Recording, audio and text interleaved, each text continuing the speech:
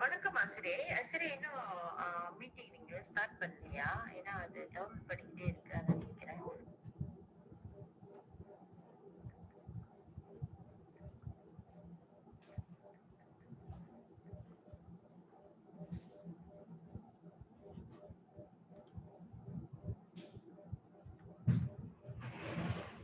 வணக்கம். வணக்கம்மா.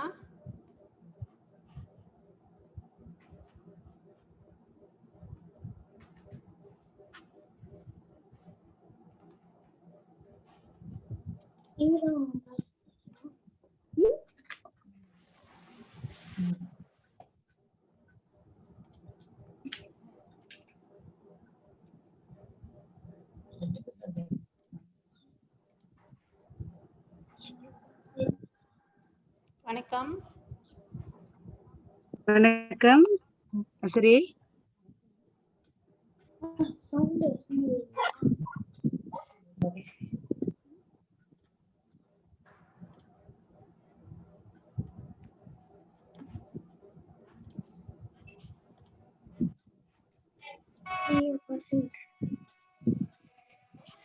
வணக்கம்.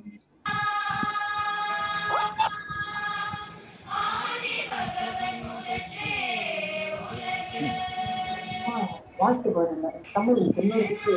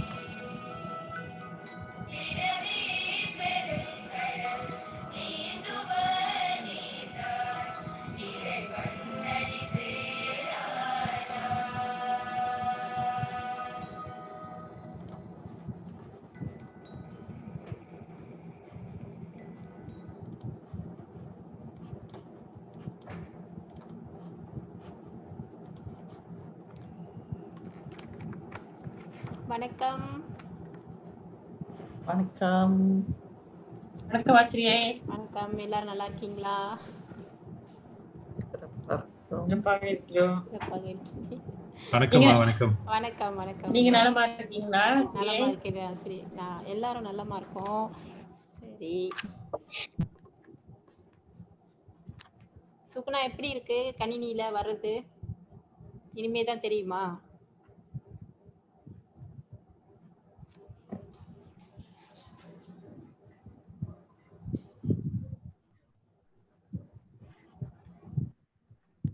இன்னும் சில பேர் வரல, ஆனா நம்ம வகுப்பு நடத்தலாம், அப்பதான் சரியா 8 மணிக்கு வருவாங்க. ஓகே, இந்த கடவுள் வாழ்த்து திருக்குறள்ல பாடுறோம்ல, அது மற்ற வகுப்புல எல்லாம் வந்து நாங்க எல்லாருமே சேர்ந்து பாடுவோம். இந்த மாதம் முழுக்க வந்து ஒளியில கேட்கலாம், அடுத்த மாதத்துல இருந்து நம்ம எல்லாரும் சேர்ந்து பாடலாம். சரியா? சரி, அப்புறம் வந்து நம்ம சொன்ன மாதிரி முதல்ல வந்து அடிப்படை இலக்கணத்தை வந்து ஒரு 10 நிமிஷம் நம்ம பார்த்துட்டு அப்படியே போகலாம். நம்ம பேசணும்ல போன வகுப்புல. விட்டு விட்டு கேக்குதுங்கம்மா. Line break. விட்டு விட்டு கேக்குதா? எல்லாருக்குமே அப்படிதான் கேக்குதா? எனக்கு ஆமா. அப்படிதான் கேக்குது. ஓ,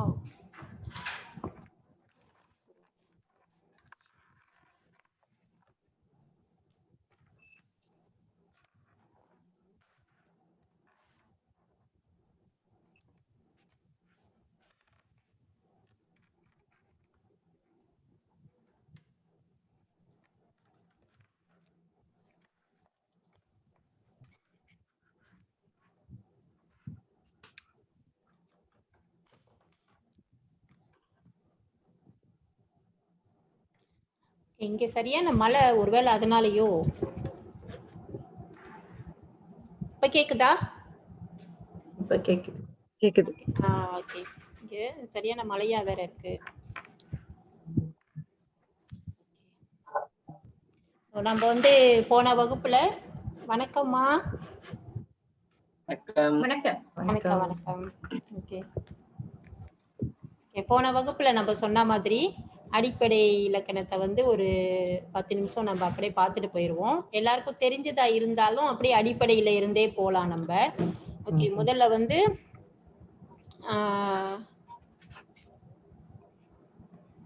சரி, நீங்களே சொல்லுங்க. எல்லாம் அடிப்படையில இருந்தே போறதுனால எல்லாரும் நீங்களே சொல்லுங்க. வந்து உயிரெழுத்துக்கள் எத்தனை? 12. ஓகே, அது என்னன்னு உங்களுக்கு தெரியும் கண்டிப்பா. மெய்யெழுத்துக்கள் 18. ஓகே, அப்புறம் வந்து உயிரெழுத்துக்களை வந்து எத்தனை வகையாக பிரிக்கலாம்?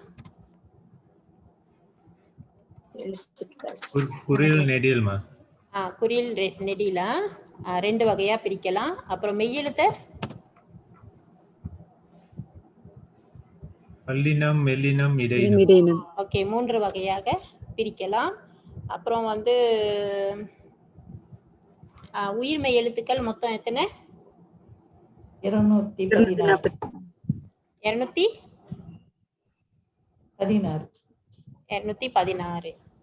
ஓகே, அப்புறம் இன்னும் ஒண்ணு குறையுது. ஆயுத எழுத்து 1. மொத்தம் 247. அதுல வந்து நம்மளுக்கு இந்த ஜா இதெல்லாம் இல்ல. அந்த எழுத்துக்கள்லாம் நம்ம இல்ல, இதுல இல்ல. அது நம்மளுக்கு புரியுது தானே? அதனாலதான் வந்து நம்ம தமிழ் மொழியில வந்து பெயர் வைக்கணும், அந்த ஜா ஜி ஜூலாம் வந்து வைக்க கூடாது அப்படின்னு நம்ம சொல்றது. ஓகே, அப்புறம் வந்து தமிழ் இதுக்கு அடுத்தது என்னன்னா சுட்டெழுத்துக்கள் வந்து பேசுவாங்க. ஏன்னா இப்ப எழுத்தெல்லாம் நம்ம படிச்சுட்டோம், ஆ இ ஊ எல்லாம் சொல்லிட்டு.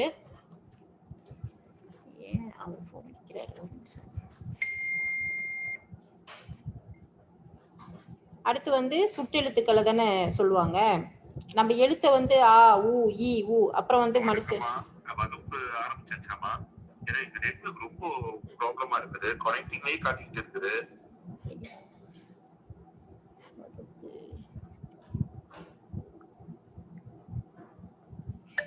ஏன் வகுப்பு தொடங்கிடுச்சு, எல்லாரும் இணையிறாங்களே. அடுத்து வந்து சுட்டெழுத்துக்கள். சுட்டெழுத்துக்கள் வந்து உங்களுக்கு தெரியும் தானே? அடுத்த ஸ்டெப் வந்து சுட்டெழுத்துக்களும் வினா எழுத்துக்களும்.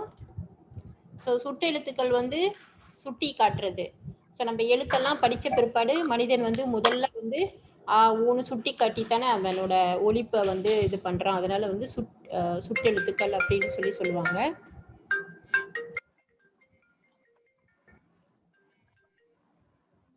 வணக்கம்மா.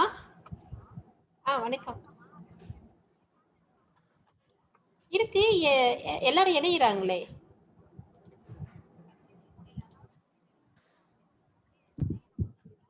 ஆமா ஆமா ஆமா. அதேதான். இப்ப நான் குழுவுல போட்டிருக்கேன் பாருங்க.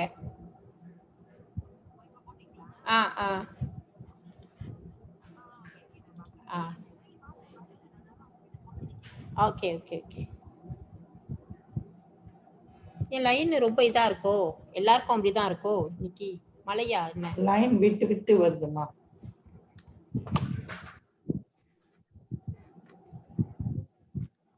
இப்ப கேக்குதா பாருங்க, இப்ப கேக்குதா? ஒருவேளை அந்த மைக்னால அப்படி இருக்கா? இப்ப கேக்குதா?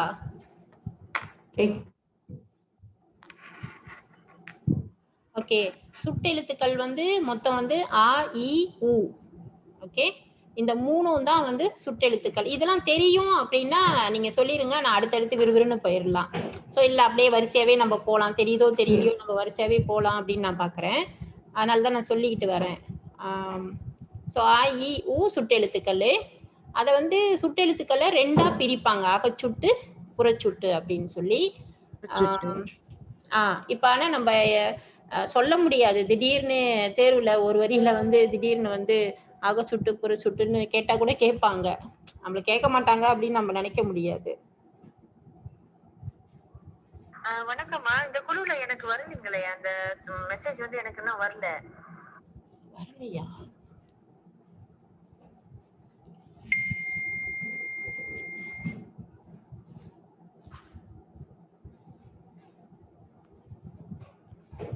எல்லாம் அந்த குழுல தான் இருக்காங்க. அவங்க வாட்ஸ்அப்ல இருக்காங்களா டெலிகிராம்ல இருக்காங்களான்னு கேளுங்கம்மா. எல்லாருமே எல்லாமே இணைச்சாச்சு. டெலிகிராம். நீங்க பழைய குழுல அனுப்பி இருக்கீங்களா? ஏன்னா நீங்க இப்போ போன வாரம் ஆரம்பிச்ச குழுல தான் வந்து நான்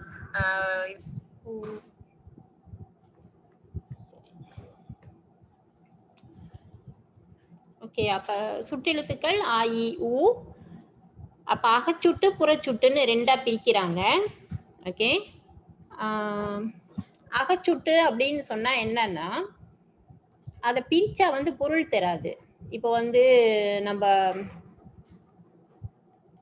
இப்போ வந்து ஆ வந்து அந்த சுட்டு எழுத்து, அது பக்கத்துல வந்து வாவும் இன்னும் போட்டாதான் அவன் அப்படின்னு வருது. ஓகே, அப்ப இதை நம்ம பிரிச்சிட்டோம், இந்த சுட்டு எழுத்தை தனியா பிரிச்சுட்டா இந்த வன் அப்படின்றது ஒரு பொருளை தராது. ஆமா தானே? அதனால வந்து அதை வந்து அகச்சுட்டு அப்படின்னு சொல்லுவாங்க. அதனால வந்து சுட்டு எழுத்தை வந்து தள்ளி வச்சிட்டோம்னா அது வந்து பொருள் தராது. அதனால வந்து அதை அகச்சுட்டுன்னு சொல்லுவாங்க. புறச்சுட்டு அப்படின்னு சொன்னா அந்த இந்த சுட்டெழுத்தை வந்து தள்ளி வச்சிட்டாலும் அது பொருள் தரும். இதுல பாத்தீங்கன்னா அப்பெண், இப்ப ஆவை வந்து சுட்டெழுத்தை வந்து தள்ளி வச்சிட்டாலும் பெண் அப்படின்றது வந்து ஒரு பொருளை தருது. அதே மாதிரி இப்பையன், ஈ வந்து தள்ளி வச்சிட்டாலும் பையன் அப்படின்றது பொருள் தருது. இந்நூல் அப்படின்னு வருது. ஸோ அதனால வந்து அகச்சுட்டுனா என்ன, புறச்சுட்டுனா என்ன அப்படின்றத நம்ம புரிஞ்சுக்கணும். அகச்சுட்டியை வந்து எப்போதுமே வந்து கிட்ட இருக்கிறதுல சொல்லும். அவன், இவன், இது, இதெல்லாம் வந்து அகச்சுட்டுல நம்மளுக்கு வரும். செய்மை சுட்டுல வந்து தொலைவா இருக்கிறது, அவர், அது, இது, தூரத்துல இருக்கிறத வந்து நம்ம சொல்றது வந்து செய்மை சுட்டுன்னு வரும். ஓகே, இதுல வந்து ஊ வந்து இப்ப பழக்கத்துல இல்ல, உது அப்படின்னு சொல்லுவாங்க. ஆனா இன்னும் வந்து ஸ்ரீலங்கால இதை பயன்படுத்திக்கிட்டு இருக்காங்க. இப்ப நம்ம பழக்கத்துல வந்து சுட்டெழுத்துக்கள் ஆவும் ஈயும் தான் நம்ம பயன்படுத்திக்கிட்டு இருக்கோம். ஊ வந்து நம்ம பயன்பாட்டுல இல்ல. ஆனா அந்த செய்யுள்கள் எல்லாம் வரும், செய்யுள்கள் எல்லாம் அந்த பாடல்கள் எல்லாம் இருக்கும் நம்மளுக்கு, சங்க இலக்கிய பாடல்கள் எல்லாம் ஊ வந்து சுட்டு சொற்கள்ல வந்து வரும். இப்ப வந்து ஸ்ரீலங்கால வந்து பயன்படுத்திட்டு இருக்காங்க. வேற எந்த நாட்டிலையும் இந்த வழக்கத்துல உது அப்படின்வாங்க. உதுனா ஊனா வந்து இந்த இப்ப வந்து தூரத்துல இருக்கிறத வந்து நம்ம வந்து அது அப்படின்னு சொல்றோம், கிட்டத்துல இருக்கிறத இதுன்னு சொல்றோம். முதுகுக்கு பின்னாடி இருக்கிறத வந்து உது, மறைவா இருக்கிறத உது அப்படின்னு சொல்லுவாங்க. நம்ம பயன்பாட்டுல அது இல்லை. ஸோ இது வந்து சுட்டெழுத்துக்கள். அப்ப நம்ம வந்து அடுத்தது வந்து நம்ம என்ன பார்க்கணும், வினா எழுத்துக்கள். ஓகே, இதெல்லாம் நம்ம தெரிஞ்சதே பேசிட்டு இருக்கோமா, இல்ல பரவாயில்லையா அப்படியே போலாமா? இல்ல இப்படியே போலாமா? அப்புறம் நான் ரொம்ப இதா சொல்லிட்டு இருக்க போறேன், என்னடா இது சின்ன பிள்ளைங்க சொல்லிட்டு இருக்காங்கன்னு இருக்க போதே. சரி, வர முடியலன்றாங்க. சுப்புலட்சுமி வாங்க, உள்ளுக்கு வாங்க. வணக்கம்மா, இந்த ஸ்லைட் கொஞ்ச நேரம் போடுறீங்களா? ஓ,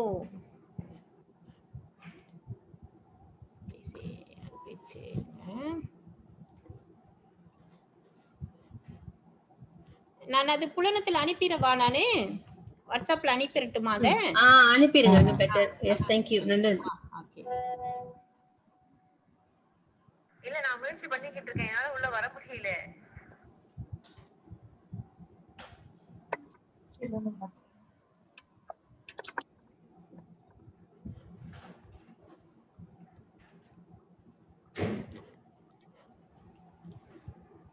ஓகே, அப்புறம் வந்து நம்ம வினா எழுத்துக்கள். வினா எழுத்துக்கள் பாத்தீங்கன்னா ஏ, யா, நோட்டுல ஆனா எழுதுங்க. எழுதுறது ரொம்ப பயிற்சி. எழுதுறது தான் நம்மளுக்கு மனசுல பதிவா இருக்கும். யா, அப்புறம் ஆ, ஓ. ஓகே, ஒண்ணுமே தெரியலமா.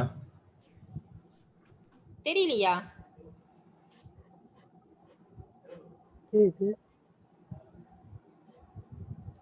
ஏன் இன்றைக்கு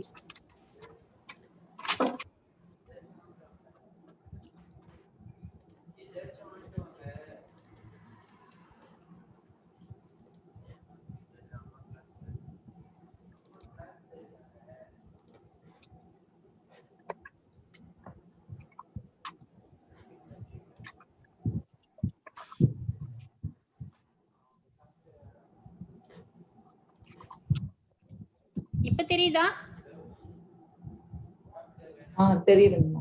தெரியுதுங்கம்மா. தெரியலையா? தெரியுது. ஓகே. ஓகே, வினா எழுத்துக்கள் வந்து ஏ, யா, ஆ, ஓ, ஏ. இதான் வந்து வினா எழுத்துக்கள்.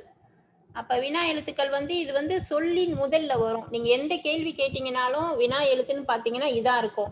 ஏ, யா அதான் இருக்கும். அது வந்து சொல்லின் முதல்ல வரும். எங்கு, என்ன, யாருக்கு, யார், இதெல்லாம் பாத்தீங்கன்னா வினா எழுத்துனாவே இதான் வரும்.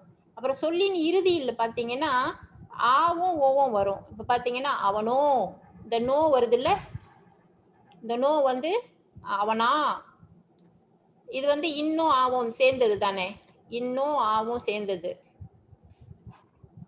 அவனா, அவனோ, அப்ப இது சொல்லு இறுதியில வருது.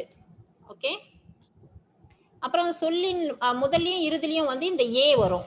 ஓகே, ஏன், நீதானே, அதெல்லாம் வந்து வரும். ஓகே, இது வந்து சொல்ல முதல்லயும் வருது, இறுதியிலையும் வருது.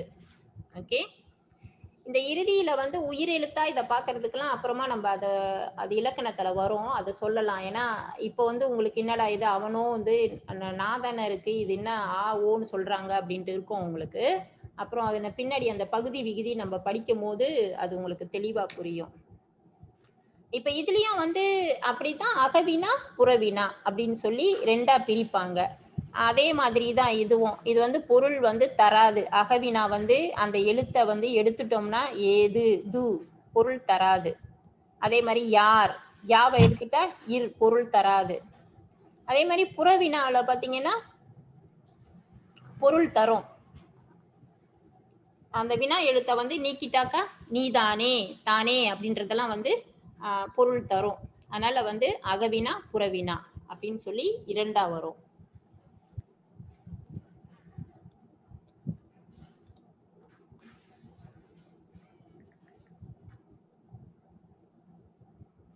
இன்னும் முயற்சிக்கிறீங்களாமா? இன்னும் காணும் உங்களை. இந்த ஸ்லைட் அதை போட்டீங்களா? அது கொஞ்ச நேரம் போடணும்.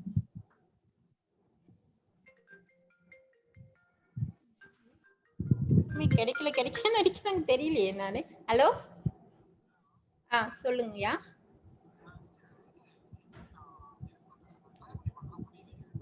ஜூம்ல எல்லாரும் வந்திருக்காங்க.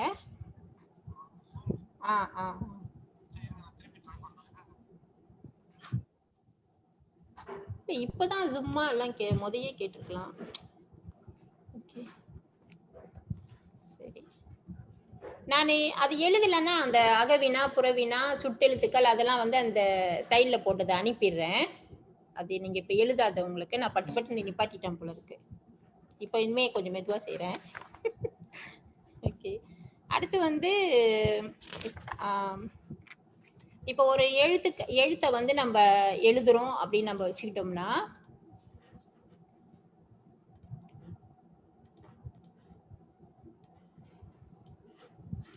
இப்போ ஒரு சொல்ல வந்து நம்ம எழுதுறோம்.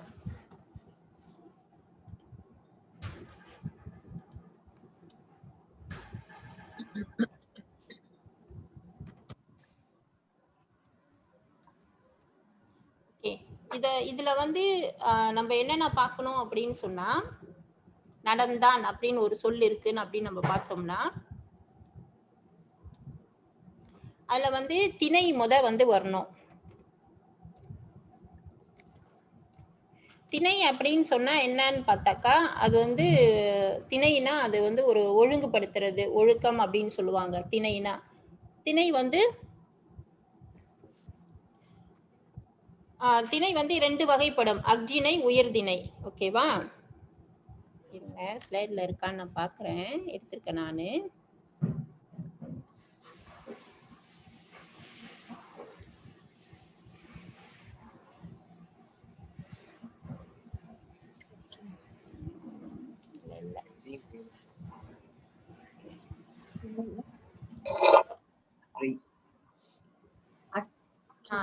நான் வந்திருக்கா தெரியுதா? தெரியுதுமா?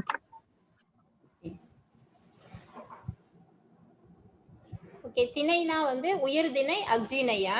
உயர்திணை அப்படின்னு சொன்னா நம்ம மனிதர்கள், இது எல்லாமே வந்து உயர்திணை. மனிதர்கள், கடவுள், இது எல்லாமே வந்து உயர்திணை அப்படின்னு சொல்லுவாங்க. அக்திணை அப்படின்னு சொன்னா செடி, மரம், அப்புறம் வந்து மாடு, ஆடு, இது எல்லாமே வந்து அக்திணை அப்படின்னு சொல்லுவாங்க.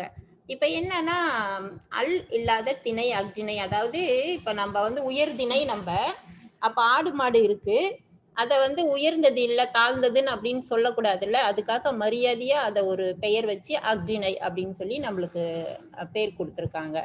ஓகேவா? அப்புறம் வந்து திணையாச்சா. இதுல வந்து இந்த குழந்தை வரும் தெரியுமா? குழந்தை வந்து அக்திணையில தான் வரும். ஏன்னா நீங்க குழந்தை பாத்தீங்கன்னா குழந்தை சிரித்தது தான் சொல்லுவாங்க, குழந்தை சிரித்தார் அப்படி சொல்ல மாட்டாங்க. சரியா? புரியுது தானே ஓரளவு? ஓகே. அதனால வந்து உயர்திணை, அக்திணை. அப்புறம் வந்து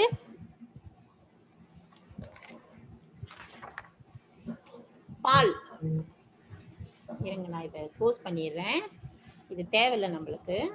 லீவ் படிக்கலாம், அந்த போர்ட்லயே படிக்கலாம்.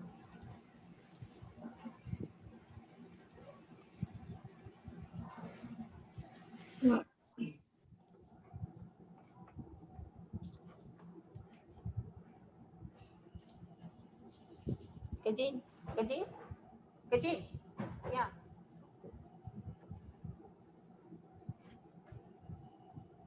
ஓகே, இப்ப நடந்தான் அப்படின்றது வந்து என்ன திணை? நடந்தான் அப்படின்னு சொல்றது உயர்திணை. உயர்திணை. ஓகேவா? அப்புறம் வந்து பால். பால் அப்படின்னு சொன்னா, பால் அப்படின்னு சொன்னா அப்புறம் சில பேர் தெரியாதவங்க, அந்த சின்ன பிள்ளைங்க எல்லாம் அந்த திருக்குறள் வகுப்புக்கு வரவங்க எல்லாம் வந்து சின்ன பிள்ளைங்க கேக்குங்க, பால்னா என்ன, மாட்டுப்பாலா ஆட்டுப்பாலான்னு. என்னோட போன் மூலமாவும்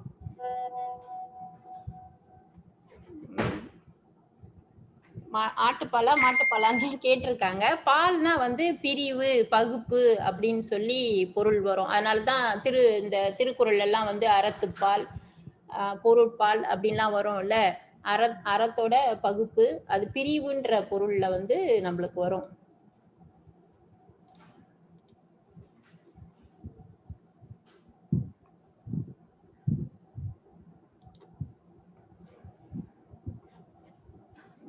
ரெண்டு பேர் இணைஞ்சிருக்காங்கன்னு நினைக்கிறேன். ஓகே, அப்ப இது வந்து ஆண் பால், பெண் பால் வரும். ஓகேவா?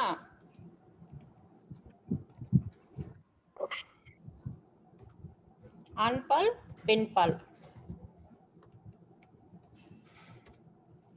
ஓகே,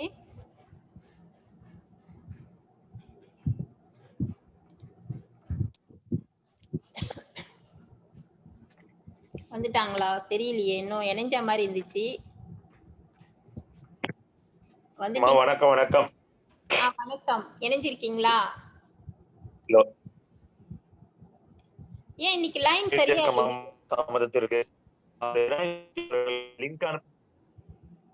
ஆமா, அறவே கிடைக்க மாட்டேது. அவர் லிங்க் அனுப்பின பிறகுதான் இப்ப என்னால உள்ளுக்கு வர முடிஞ்சிச்சு. என்ன சிக்கல்னு தெரியலையே. அப்பனா நான் அடுத்த வாட்டி வந்து ஒரு 5-10 தெரியல. நிமிஷத்துக்கு ஓகே. முன்னாடி இணையறதுக்கு நம்ம இணைஞ்சிடணும்னு நினைக்கிறேன். Okay okay. டைம் பண்ணிக்கிட்டோமா? ஓகே.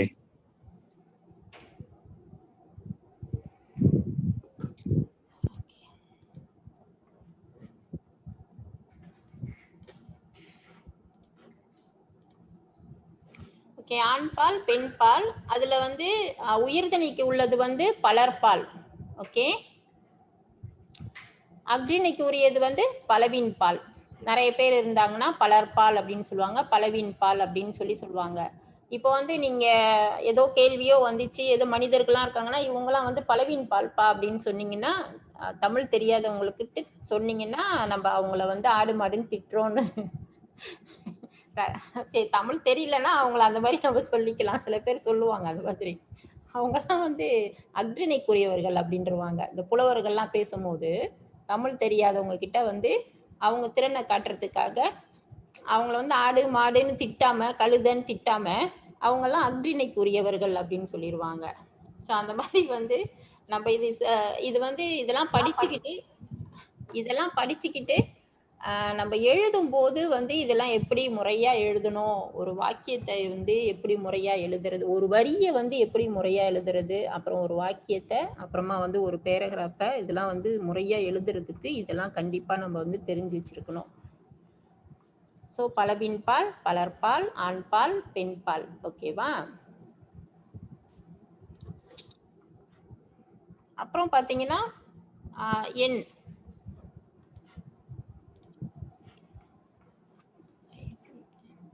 சோ இப்ப இது வந்து நடந்தான் அப்படின்றது வந்து என்ன பாலுக்கு வருது? ஆண்பால்.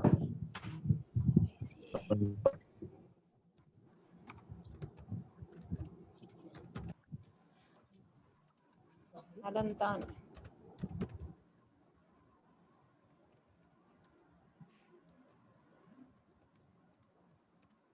திணை வந்து உயர்திணை, அப்புறம் வந்து பால் வந்து ஆண்பால். ஆண்பால். அப்புறம் வந்து எண். எண் வந்து ஒருமை பன்மை. ஓகே, இப்ப நடந்தான்றது வந்து ஒருமையா பன்மையா? ஒருமை.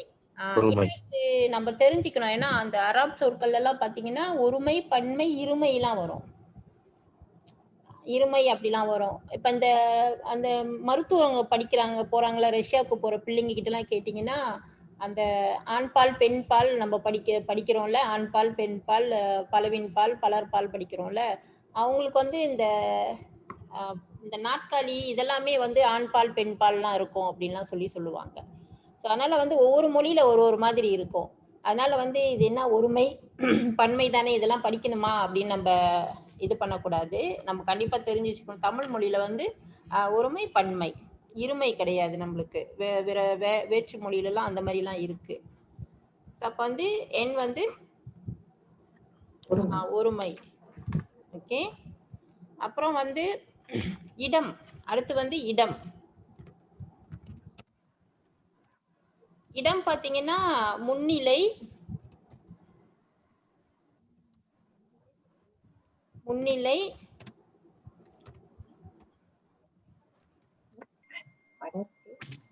தன்னிலை, படர்க்கை. ஓகே, இப்ப முன்னிலைனா வந்து நம்ம முன்னுக்கு இருக்கவங்க கிட்ட பேசிட்டு இருக்கிறத முன்னிலை அப்படின்னு நம்ம சொல்றது. அப்ப நான் உங்ககிட்ட பேசிட்டு இருக்கேன், நீங்க சாப்பிட்டீங்களா, நீங்க வந்தீங்களா, இப்படிலாம் நம்ம பேசிட்டு இருக்கோம். அப்ப வந்து முன்னுக்கு இருக்கவங்க கிட்ட பேசிட்டு இருக்கோம், அதுதான் வந்து முன்னிலை. ஓகே, தன்னிலைனா வந்து என்னை பத்தியே நான் பேசிட்டு இருக்கிறது, நான் சாப்பிட்டேன், நான் தூங்கினேன், நான் இப்ப வந்தேன், அப்படிலாம் நம்ம பேசுறோம், அது வந்து தன்னிலை. படர்க்கை அப்படின்னு சொன்னா முன்னுக்கு இருக்கவங்க கிட்ட பேசுறதும் இல்லை, என்னை பத்தி பேசுறதும் இல்லை, எங்கேயோ இருக்கிறது அவங்கள பத்தி பேசுறது, அவன் வந்தான் அவன் போனான் அப்படிலாம் நம்ம பேசுறோம்ல, அது படர்க்கை. ஓகேவா? அதுதான், வேற ஒண்ணும் இல்லை. இடம் வந்து முன்னிலை, தன்னிலை, படர்க்கை. ஸோ இப்ப நடந்தான்றது வந்து படர்க்கை. என்ன சொல் வருது? படர்க்கை. படர்க்கை. அப்ப ஒரு சொல்ல வந்து இத படற்கையில எழுதுப்பா, தண்ணியில எழுது, முன்னில எழுது அப்படின்லாம் நம்ம இலக்கிய சொல்லோட நம்ம சொன்னா உங்களுக்கு எழுதணும். இதே வந்து முன்னிலையில முன்னிலையில சொன்னோம்னா நடந்தேன் அப்படின்னு சொல்லலாம். நடந்தான் அப்படின்லாம் சொல்லலாம். நடக்கிறான் அப்படின்னு வரும். ஸோ அப்போ வந்து இப்ப நடந்தான் அப்படின்றத வந்து நீங்க வந்து திணை, பால், எண், இடம் அது மாதிரி வந்து நம்மளுக்கு பிரிச்சு பார்க்கிறதுக்கு நம்மளுக்கு தெரிஞ்சிருக்கணும். ஓகேவா? அதான் வந்து நம்ம அப்புறம் வந்து காலம் அதையும் நம்ம வந்து பார்த்துக்கணும். ஏன்னா அதுவும் இருக்குல்ல அதுல. ஸோ காலம் பார்த்தீங்கன்னா காலம் எதிர்காலம், நிகழ்காலம், எதிர்காலம், இறந்த காலம். இறந்த காலம் சொல்லலாம். சில பேர் இறந்த காலம் சொன்னா அவங்களுக்கு பிடிக்காது, கடந்த காலம் அப்படின்னு சொல்லுவாங்க. இதுலயும் வேற நம்மளுக்கு தான் எல்லாமே இருக்கு. அதனால வந்து நடந்தான்றது வந்து இறந்த காலமா, நிகழ்காலமா, எதிர்காலமா அப்படின்னு சொல்லி அதையும் இறந்த காலம். அப்ப நீங்க ஒரு சொல்ல வந்து இலக்கணமா பார்க்கணும்னா இந்த 5 கூறுகளும் வச்சு நீங்க பார்க்கணும். இதெல்லாம் வந்து அடிப்படையா நம்ம போறதுல இதெல்லாம் நம்ம தெரிஞ்சுக்கணும்.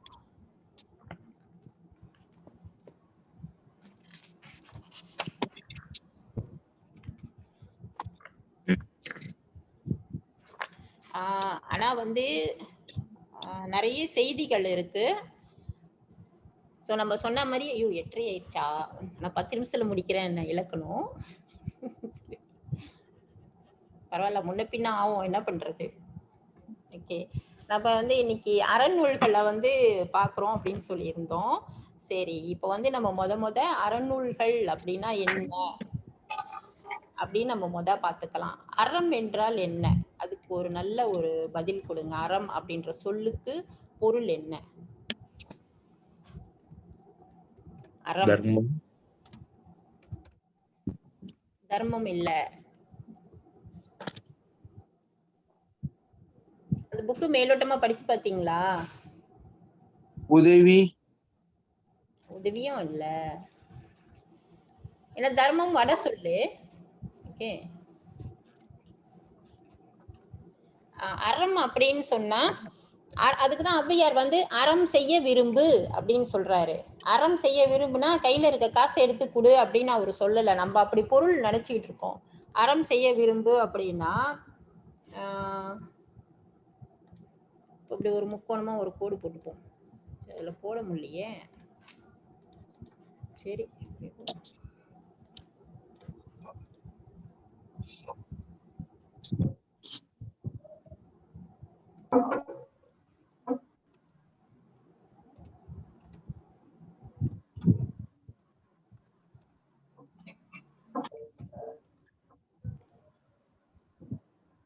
ஓகே, இந்த மூணும் சேர்ந்ததுதான் அறம்.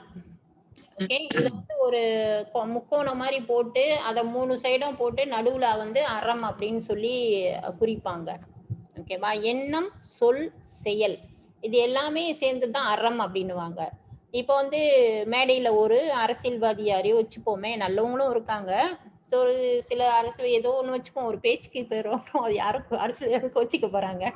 ஓகே, அவங்க வந்து புகழுக்காக ஏதோ கொடுக்குறாங்க அப்படின்னா அது அறம் ஆகுமா? அறம் ஆகாது. ஓகே, ஏன்னா எண்ணத்துல இருக்கணும். முதல்ல எண்ணத்துல வந்து வரணும், அப்புறம் வந்து சொல்ல வரணும், செயல்ல வரும். அதுதான் அறம். அதுதான் ஔவையார் வந்து அறம் செய்ய விரும்பு அப்படின்னு சொல்றாரு. இப்ப நம்ம வந்து பிள்ளைங்களுக்கு என்ன சொல்லி கொடுக்குறோம்?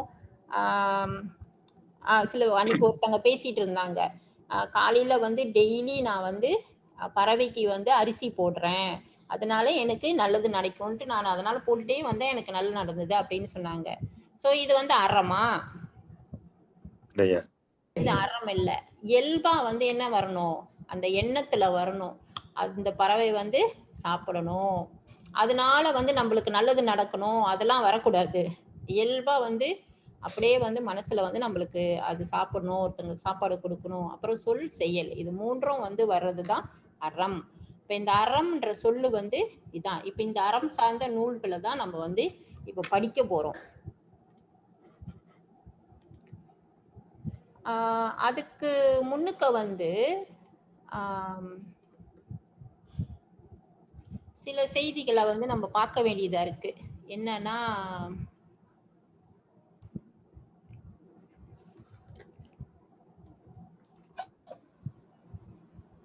okay.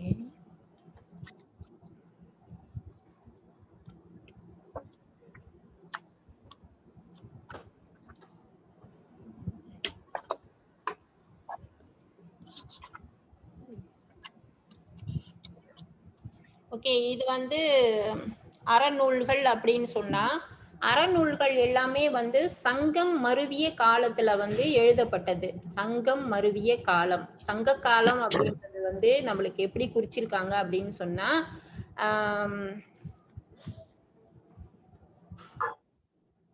முதல் சங்கம் இடை சங்கம் அதெல்லாம் தெரியும் தானே உங்களுக்கு? இல்ல மேலோட்டமா போயிடலாமா? மேலோட்டமா போலாம். மேலோட்டமா போலாம். சரி. முதல் சங்கம் அதாவது தலை சங்கம் சொல்லுவாங்க, முதல் சங்கம், அப்புறம் வந்து இடைச்சங்கம், அப்புறம் வந்து கடைச்சங்கம் அப்படின்னு சொல்லி 3ஆ பிரிச்சிருப்பாங்க. அப்ப முதல் சங்கத்துல வந்து நம்மளுக்கு வந்து அதை நிறுவனவர், இப்ப நம்மலாம் நிறைய இயக்கங்கள்லாம் இங்க இருக்குல்ல, அத மாதிரி வந்து முதல் சங்கத்தை வந்து நிறுவனவர் வந்து அகத்தியர் அப்படின்னு சொல்லுவாங்க. அதோட தலைவரா யாரு இருந்தாங்கன்னா விரிசடை கடவுள், அதாவது சிவனை சொல்லுவாங்க, சிவபெருமானை சொல்லுவாங்க. அப்புறம் வந்து அது எங்க இருந்துச்சு அப்படின்னு சொன்னா தென் மதுரையில இருந்துச்சு அப்படின்னு சொல்லி குறிப்பு சொல்றாங்க. அப்புறம் அது வந்து ஒரு 9000 ஆண்டுகள் வந்து அந்த சங்கம் இயங்கிக்கிட்டு இருந்துச்சு. அந்த நக்கீரனார் அவங்க எல்லாம் வந்து இதை பார்த்துட்டு இருந்தாங்க. அது தொடக்கம் வந்து 9000 ஆண்டுகளுக்கு முன்னுக்க 4400 ஆண்டுகள் வந்து இந்த சங்கம் வந்து இந்த மாதிரி செயல்பட்டுட்டு இருந்துச்சு அப்படின்னு சொல்லி சொல்றாங்க. அதுல வந்து புலவர்களோட எண்ணிக்கை 4449 இருந்துச்சு. அதுல பின்பற்றின நூல் வந்து இப்ப நம்ம வந்து இலக்கணம் வந்து தொல்காப்பியத்தை ஒட்டி நம்ம வகுப்பு நடத்திட்டு இருக்கோம்ல, அதே மாதிரி அப்ப அகத்தியம்ன்ற ஒரு நூல் இருந்துச்சு அப்படின்னு சொல்லி அந்த இலக்கணத்தை தான் வந்து நம்ம பின்பற்றிட்டு இருந்தோம் அப்படின்னு சொல்றாங்க. அப்புறம் வந்து அதுல வந்து கிடைக்கப்பட்ட நூல் பாத்தீங்கன்னா பரிபாடல், முதுநாரை, முதுகுரு, களரியாவிரை இதெல்லாம் வந்து நம்மளுக்கு கிடைக்கல. ஆனா பரிபாடல்ல தான் நம்மளுக்கு பாடல்கள் கிடைச்சிருக்கு. அதுவும் வந்து உரை அந்த மாதிரிதான் கிடைச்சிருக்கு, குறைவாதான் நம்மளுக்கு கிடைச்சிருக்கு. அப்புறம் வந்து அந்த ஆண்ட அரசர்கள் அதோட அதெல்லாம் நிறைய அதோட வரலாறுக்கு நம்ம போனோம்னா அது பெரிய வரலாறா இருக்கும், உங்களுக்கே தெரியும். அப்புறம் வந்து இடைச்சங்கம்.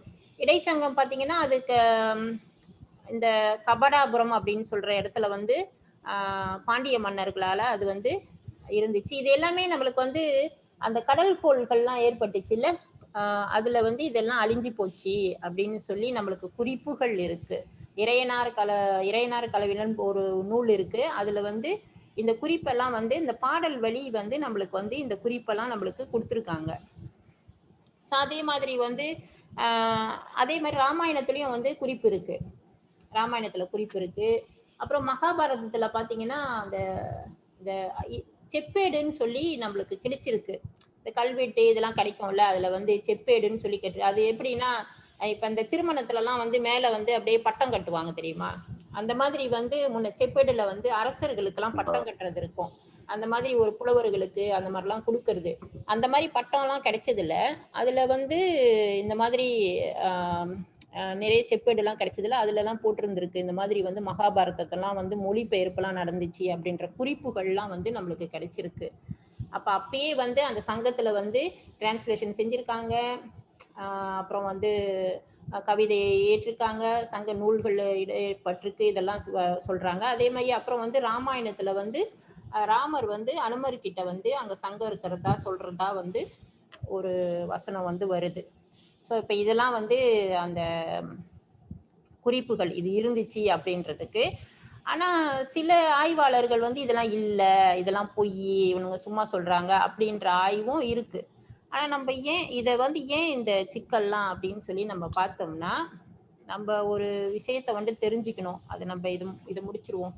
கடைச்சங்கம் வந்து இதுவும் வந்து 1850 ஆண்டுகள் வந்து இதுல இருந்துச்சு. புலவர்கள் வந்து 449 பேர் இருந்தாங்க அப்படின்னு சொல்லி நம்மளுக்கு இதெல்லாம் கிடைச்சிருக்கு.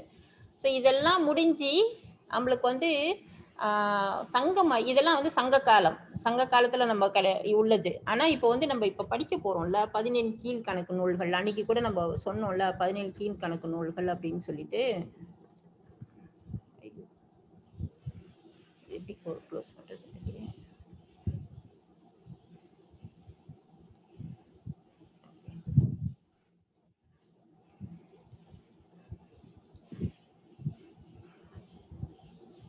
ஓகே,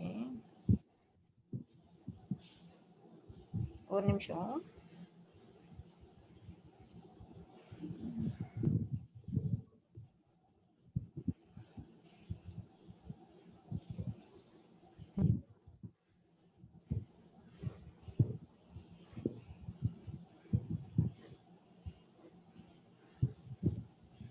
ரெண்டு பேர் உள்ளுக்கு நுழைய முடியல, ஏன்னு தெரியல. அவ்வளவா லைன் இதா இருக்கு.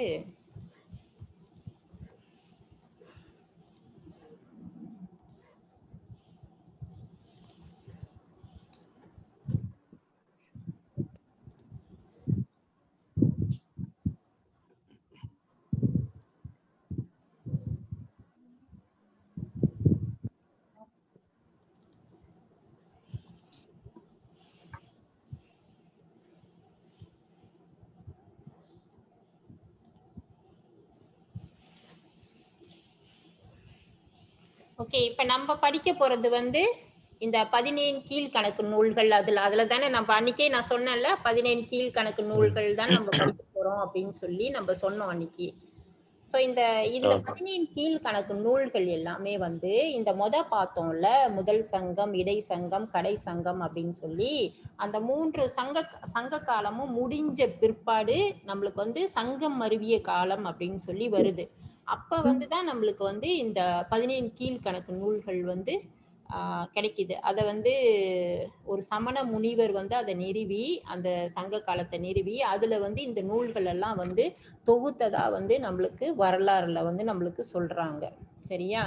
அப்ப இது எல்லாமே வந்து சங்க கால நூல்களா அப்படின்னு பார்த்தா திருக்குறளை தவிர்த்து மித்த எல்லாமே வந்து சங்கம் மருவிய காலத்துல, அந்த 3 சங்கங்களும் முடிஞ்ச பிற்பாடு நம்மளுக்கு வந்த காலத்துல இந்த 17 கீழ்கணக்கு நூல்கள் வந்து கிடைச்சிருக்கு. சோ அதுல இருந்துதான் நம்ம இந்த அறநூல்களை வந்து நம்ம படிக்கிறோம். இப்ப நம்ம பாடத்துல வந்து நம்ம சரியா? ஏன்னா திடீர்னு கேள்வி கேட்டாங்கன்னா 17 கீழ்கணக்கு நூல்கள் இது வந்து சங்கம் மருவிய காலமா, சங்க காலமா, கடை சங்கம், இடை சங்கம், அப்புறம் வந்து சங்கம் மருவிய காலம் அப்படின்னு 3 ஆப்ஷன் கொடுத்து, ஏன்னா முன்ன அப்படிதான் வந்துச்சு கேள்விலாம். அப்படி வந்துச்சுன்னா நீங்க வந்து இது சங்கம் மருவிய காலத்தில் அப்படின்னு சொல்லி நீங்க அந்த விடையை வந்து கொடுக்கணும். சரியா? இப்ப இது 17 கீழ்கணக்கு நூல்கள் அப்படின்னு சொல்லி தலைப்பு கொடுத்துருக்காங்க. 17 கீழ்கணக்கு நூல்கள் அப்படின்னா அதுக்கு பொருள் என்ன அப்படின்னு நீங்க பாத்தீங்கன்னா, 17 அப்படின்னா 18 நூல்கள் இதுல இருக்கு. ஸோ அதனால வந்து 17 அப்படின்னு சொல்லி சொல்றாங்க. அப்புறம் வந்து இதுல கீழ் அப்படின்னு சொல்லி என்னன்னா, அந்த கீழ்னா வந்து குறைவா, அதாவது 10 வரிக்கு கீழே குறைவா இருக்குது அப்படின்னு ஒரு ஓமையில சொல்றாங்க. பாடல்கள்லாம் சில பாடல்கள் 17 மேல் கணக்கெல்லாம் பாத்தீங்கன்னா அதோட வரிகள் எல்லாம் வந்து 10 வரிக்கு மேலெல்லாம் இருக்கும். இதெல்லாம் வந்து 10 வரிக்கு கீழே தான் இருக்கும் இதோட வரிகள் எல்லாமே. அதனால வந்து கீழ் அப்படின்னு சொல்லி, மேல் கீழ் அப்படின்னு சொல்லி 17 மேல் 17 கீழ் அப்படின்னு சொல்லி கொடுக்குறாங்க. அடைமொழி மாதிரி இதுக்கு கொடுக்குறாங்க. அப்புறம் வந்து கணக்கு அப்படின்றது வந்து ஏன் அப்படி கொடுத்துருக்காங்க அப்படின்னா, இந்த சொல்லுவாங்க, அவன்கிட்ட கொடுத்தீங்கன்னா நல்லா கணக்கா செஞ்சிருவான்ப்பா அப்படின்னு ஒரு சொல்லாடல்லாம் இருக்குல்ல, அந்த மாதிரி வந்து இதை வந்து இந்த நூலை வந்து ஆய்ந்து செஞ்சது கணக்கு அப்படின்ற மாதிரி அது ஒரு ஓமையா சொல்றதுதான் அது. ஓகே, இப்போ வந்து இந்த 17 கீழ்கணக்கு அப்படின்னு ஏன் இதை சொல்றாங்க அப்படின்றத பொருள் வந்து விளங்குது தானே உங்களுக்கு? ஸோ அது சார்ந்து ஏதாவது கேள்வி வந்தா டிக் பண்ணிடுவீங்க தானே? ஏன்னா அந்த மாதிரிதான் வந்துச்சு நம்மளுக்கு போன செமஸ்டர்ல, அதனாலதான் கொஞ்சம் இதெல்லாம் கொஞ்சம் தெரிஞ்சுக்கணும் அப்படின்னுட்டு. ஸோ இதுல வந்து உங்களுக்கு முதல் பாடமா வருது நாலடியார் வருது. ஓகே, ஸோ அதை வந்து 400 பாடல்கள் வந்து அதுல இருக்கு. அதை பத்தி நம்ம பார்க்கலாம். இந்த 17 கீழ்கணக்கு நூல்கள்ல பாத்தீங்கன்னா மொத்தம் 18 நூல்கள். அதுல அந்த தலைப்பிலேயே நம்மளுக்கு கொடுத்துட்றாங்கல்ல, 18 நூல்கள் இருக்கிறதுனாலதான் அது 17 கீழ்கணக்குன்னு வருதுன்னு தலைப்பிலேயே 18 நூல்னு கொடுத்துட்டாங்க. இப்ப இந்த 18 நூல்ல வந்து அகம் புறம்னு 2ஆ பிரிக்கிறாங்க. இப்ப நீங்க பாத்தீங்கன்னா நம்ம சங்க இலக்கியங்கள் எல்லாத்துலயுமே அகம் புறம் அப்படின்னு சொல்லுவாங்க. இப்ப இதை நம்ம க்ளோஸ் பண்ணிடலாம். அதனால இதை எழுதிக்கோங்க. இந்த 17 கீழ்கணக்கு நூல்கள்ல 18 நூல்கள்ல அகம் வந்து 6, புறம் வந்து 1, இந்த களவாழி 40 அப்படின்றது மட்டும்தான் வந்து 1. அப்புறம் அறம் சார்ந்து வந்து 11 நூல்கள். ஓகே, இதை கொஞ்சம் எழுதி வச்சுக்கோங்க.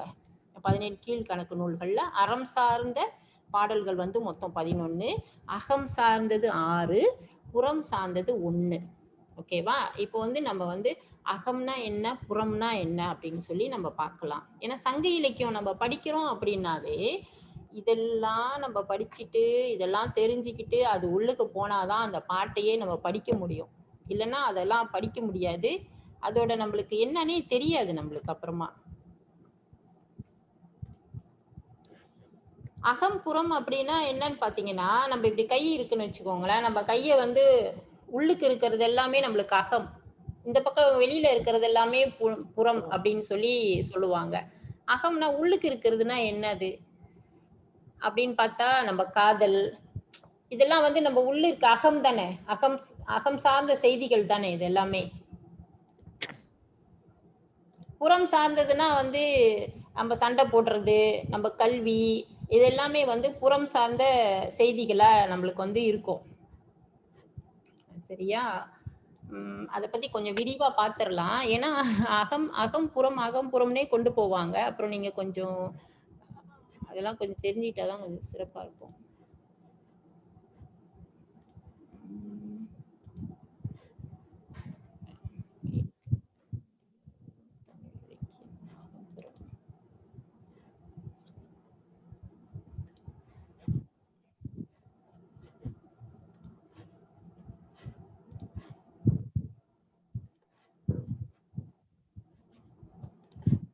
ஒரு நிமிஷம்.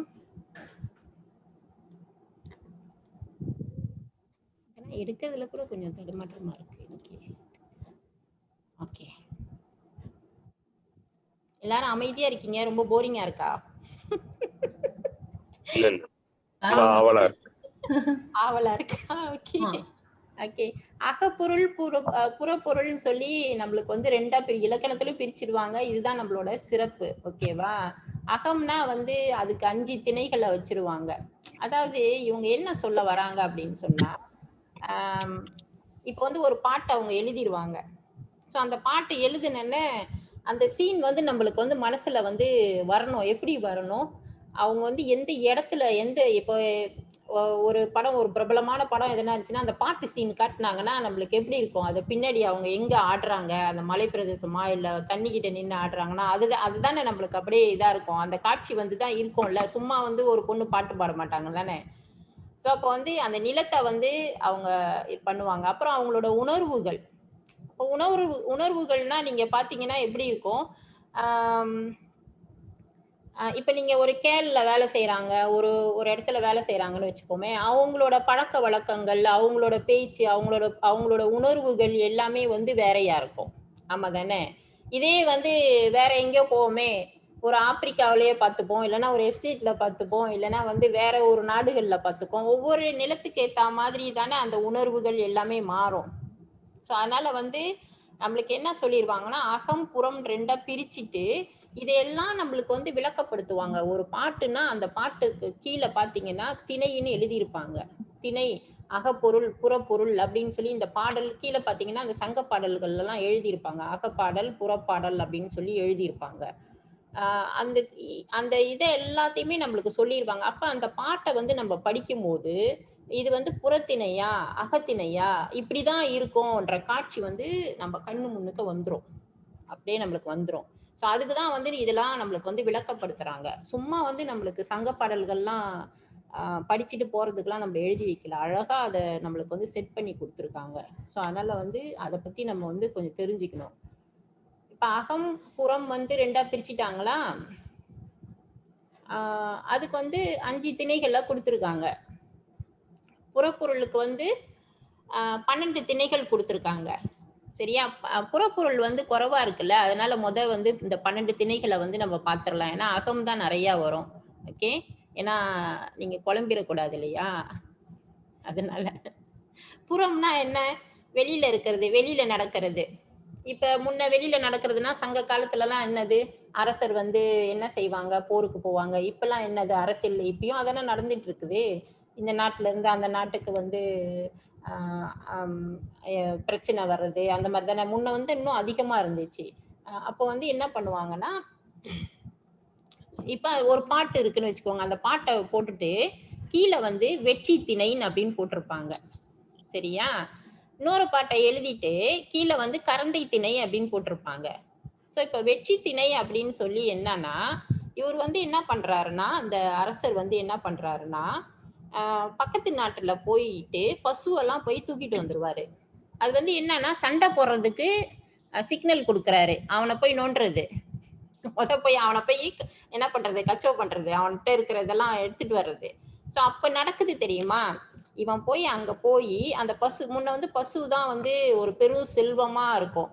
நம்ம இன்னும் வரலாறுலாம் படிக்கும் போது அது ஏன் அந்த மாதிரி செல்வமா இருந்துச்சுலாம் நீங்க போ நீங்க தெரிஞ்சுப்பீங்க. இவர் என்ன பண்ணுவாரு, போய் பசுவெல்லாம் போய் புடிச்சிட்டு வந்துருவாரு. ஸோ புடிச்சிட்டு வரேன்னா, அந்த புடிச்சிட்டு வராருல, அந்த அந்த டைம்ல என்னென்ன பாட்டுலாம் நடக்கும், நிறைய பாட்டு சீன்லாம் வரும்ல, அந்த பாட்டு சீன்லாம் வந்து என்னன்னா வெற்றி திணை அப்படின்னு அந்த பாட்டுக்கு கீழே போட்டிருப்பாங்க. அப்ப நீங்க சங்க பாடல்கள்ல எடுத்தீங்கன்னா கீழே வெற்றி திணைன்னு போட்டிருந்துச்சுன்னா இது வந்து இந்த மாதிரி சீன்ல நடக்கிற பாட்டு அப்படின்றது வந்து உங்களுக்கு புரிஞ்சிடும். அடுத்து வந்து கரந்தை. கரந்தை என்னன்னா, இவரு போய் ஒருத்தரை கச்சோர் பண்ணி இவரு போய் பசுவெல்லாம் போய் திருடிட்டு வந்துட்டாரா, அப்ப பக்கத்து நாட்டுக்காரன் என்ன பண்ணுவான், எடுத்தனே சண்டைக்கு வரமாட்டான். சண்டைக்கு வராம என்ன பண்ணுவான், போய் அவன் நம்ம பசுவெல்லாம் எடுத்துட்டு வந்தது எல்லாத்தையுமே என்ன பண்ணுவான், போய் திரும்ப வந்து போய் சத்தம் இல்லாம போய் ஒரு சான்ஸ் கொடுப்போம் அப்படின்னு சொல்லிட்டு சத்தம் இல்லாம போய் அந்த பசுவெல்லாம் போய் எடுத்துட்டு வருவான். ஸோ அதுதான் வந்து கரந்தை அப்படின்னு சொல்லுவாங்க. கரந்தை திணை அப்படின்னு சொல்லி அதுக்கு ஒரு பேர் வச்சிருப்பாங்க. ஸோ அதுல நடக்கிற சீன் எல்லாம் பாட்டெல்லாம் கரந்தை திணை பாடல்கள் அப்படின்னு சொல்லி வரும். அடுத்து வந்து வஞ்சி. அப்ப வஞ்சினா என்னன்னு அப்படின்னு பாத்தீங்கன்னா, இப்ப வந்து போய் எடுத்துட்டு வந்துட்டான். இவரு போய் கச்சோ பண்ணி பசுவெல்லாம் எடுத்துட்டு வந்துட்டாரு. இவரு போய் சத்தம் இல்லாம எந்த பிரச்சனையும் இல்லாம போய் அவர் வீட்டு பசுவெல்லாம் போய் பிரச்சனை இல்லாம எடுத்துட்டு வந்துட்டாரு. அப்பயும் வந்து இவர் என்ன பண்றது, போய் திரும்ப போய் சண்டைக்கு போறது. அப்ப என்ன பண்ணுவாங்கன்னா, இந்த வஞ்சி பூவை அணிஞ்சிக்கிட்டு, வஞ்சி பூன்னு ஒண்ணு இருக்கும், ஸோ அந்த பூவை அணிஞ்சிக்கிட்டு போயிட்டு, அப்போ வந்து அந்த சீன் வந்து நம்மளுக்கு தெரிஞ்சிடும். ஓ இது வந்து மூணாவது கட்டத்துல நடக்கிற பாடல் காட்சிங்க, அந்த இடத்துல வந்து இப்படிதான் இருக்கும் நிலத்திணைக்கு, இந்த மாதிரி சூழல் தான் இருக்கும் இப்ப இருக்கிற பாடல்கள் அப்படின்னு சொல்லி நம்மளுக்கு தெரியும். அப்புறம் வந்து அடுத்தது வந்து இவர் போய் திரும்ப போறாரா, அப்ப அவன் சும்மா இருக்க மாட்டான்ல, தான் வாய்ப்பு கொடுத்துட்டாரு. அப்புறம் என்ன பண்ணுவாரு, எதிர்த்து வந்து போர் செய்ய வர்றதுக்கு வருவான் அவன். அதுதான் வந்து காஞ்சி பூவை அணிஞ்சுக்கிட்டு அவர் வந்து வருவாரு. ஸோ அடுத்து வந்து வந்துடுறாரா, வந்துட்டு என்ன செய்வாங்கன்னா, அந்த மதில் சுவரெல்லாம் வந்து சூழ்ந்து நிற்பாங்க. ஸோ இதெல்லாம் வந்து ஒரு காட்சி. அதாவது இப்ப ராணுவத்துல போறாங்க, சண்டை போடுறாங்க, அப்ப அந்த நடக்கிற சீனெல்லாம் வந்து ஒரு பெரிய கதையா சொல்லுவாங்கல்ல, அந்த மாதிரி வந்து இது எல்லாமே வந்து சும்மா ஒரு சீன் கிடையாது. இதெல்லாம் அங்க நடக்கிறது வந்து ஒரு பெரிய ஒரு கதையா. இப்ப பசுக்களை கவர்றதுக்கு வந்து காதலன் போயிடுறாரு, காதலி வந்து இப்போ இவர் போயிட்டு உடனே வர முடியாது, அது 1 மாசம் ஆகும். அதெல்லாம் செஞ்சுட்டு அவர் வீடு வர்றதுக்கு. அந்த 1 மாசத்துல வந்து அந்த காதலி வந்து பிரிஞ்சிருக்கிற பாடல்கள் அந்த மாதிரி வரும் அது. ஓகேவா? அப்புறம் வந்து ஊழினைனா வந்து அடுத்து அந்த சுத்தி வளைச்சி எடுக்கிறது. சரியா? அடுத்து வந்து நொச்சினா வந்து அந்த மதிலுக்குள்ளார வந்து புகாதவாறு என்ன செய்வாங்க, தடுத்து நின்று சண்டை போடுறது. அப்படியே வரிசையா வரும், அந்த ஒரு கட்டமா வரும். அடுத்து தும்பைனா வந்து தும்பை வந்து என்னன்னா நேருக்கு நேர் சண்டை போட ஆரம்பிச்சிடுவாங்க. ஸோ நேருக்கு நேர் சண்டை போடுறதெல்லாம் வந்து அது ஒரு பெரிய கதையா ஓடும். அவங்க காதலி அதுக்காக வருவாரோ, சண்டை போட்டுட்டு திரும்பி வருவாங்களோ, அந்த மாதிரிலாம் ரொம்ப வரும்.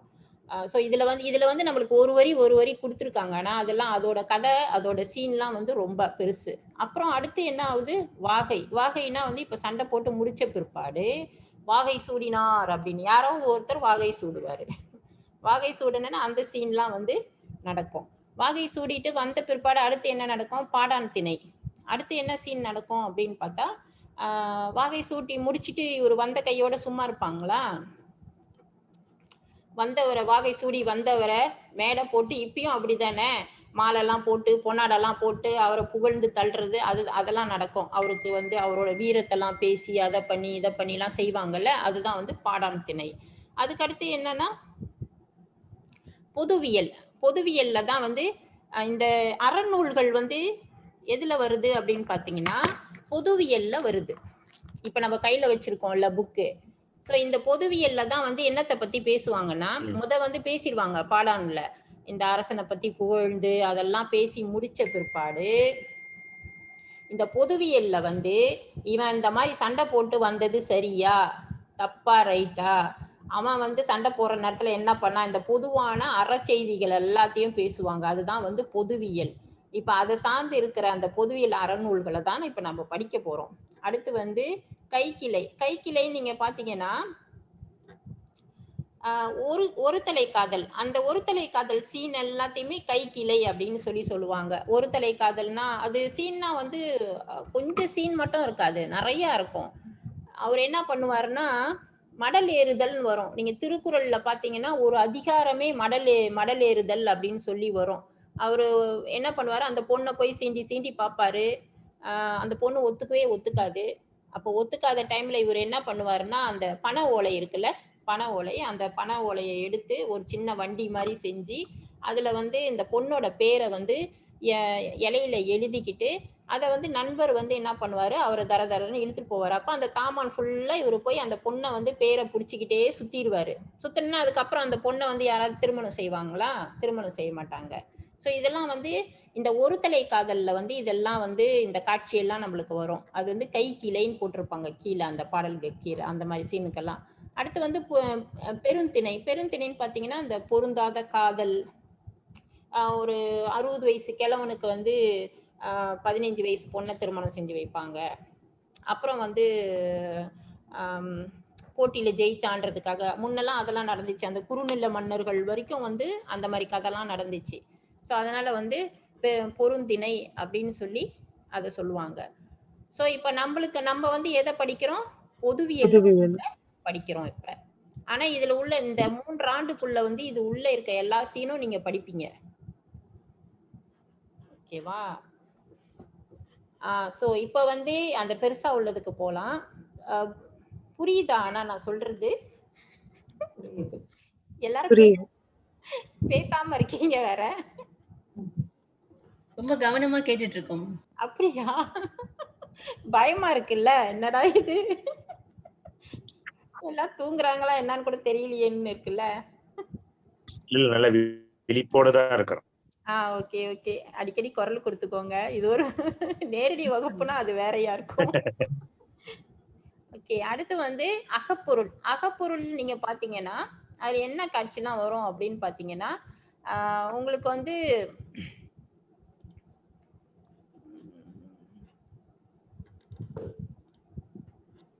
ஸ்கிரீன்ல வருதா? ஓகே, வருது.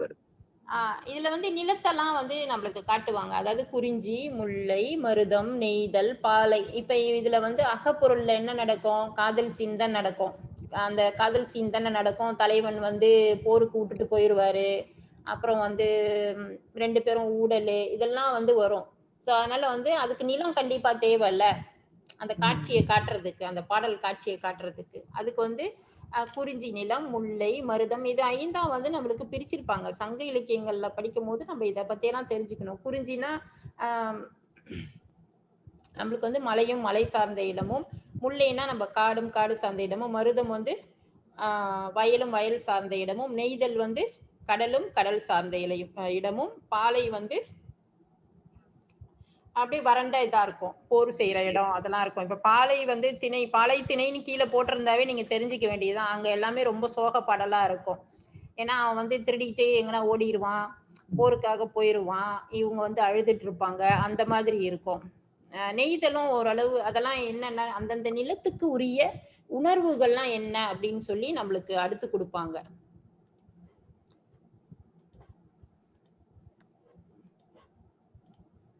அது வருது தானே, ஸ்கிரீன்ல வருதா?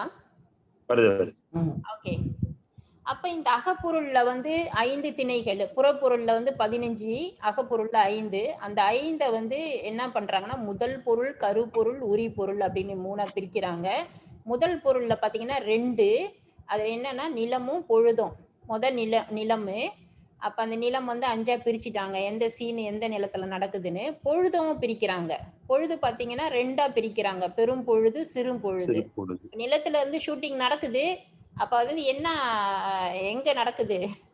காலையில நடக்குதா, வெயில்ல நடக்குதா, பெரும் பொழுதா, அதெல்லாம் வந்து நம்மளுக்கு தெரியணும்ல. பெரும் பொழுது 6ம் சிறு பொழுது 6மா அப்படின்னு சொல்லி நம்மளுக்கு பிரிக்கிறாங்க.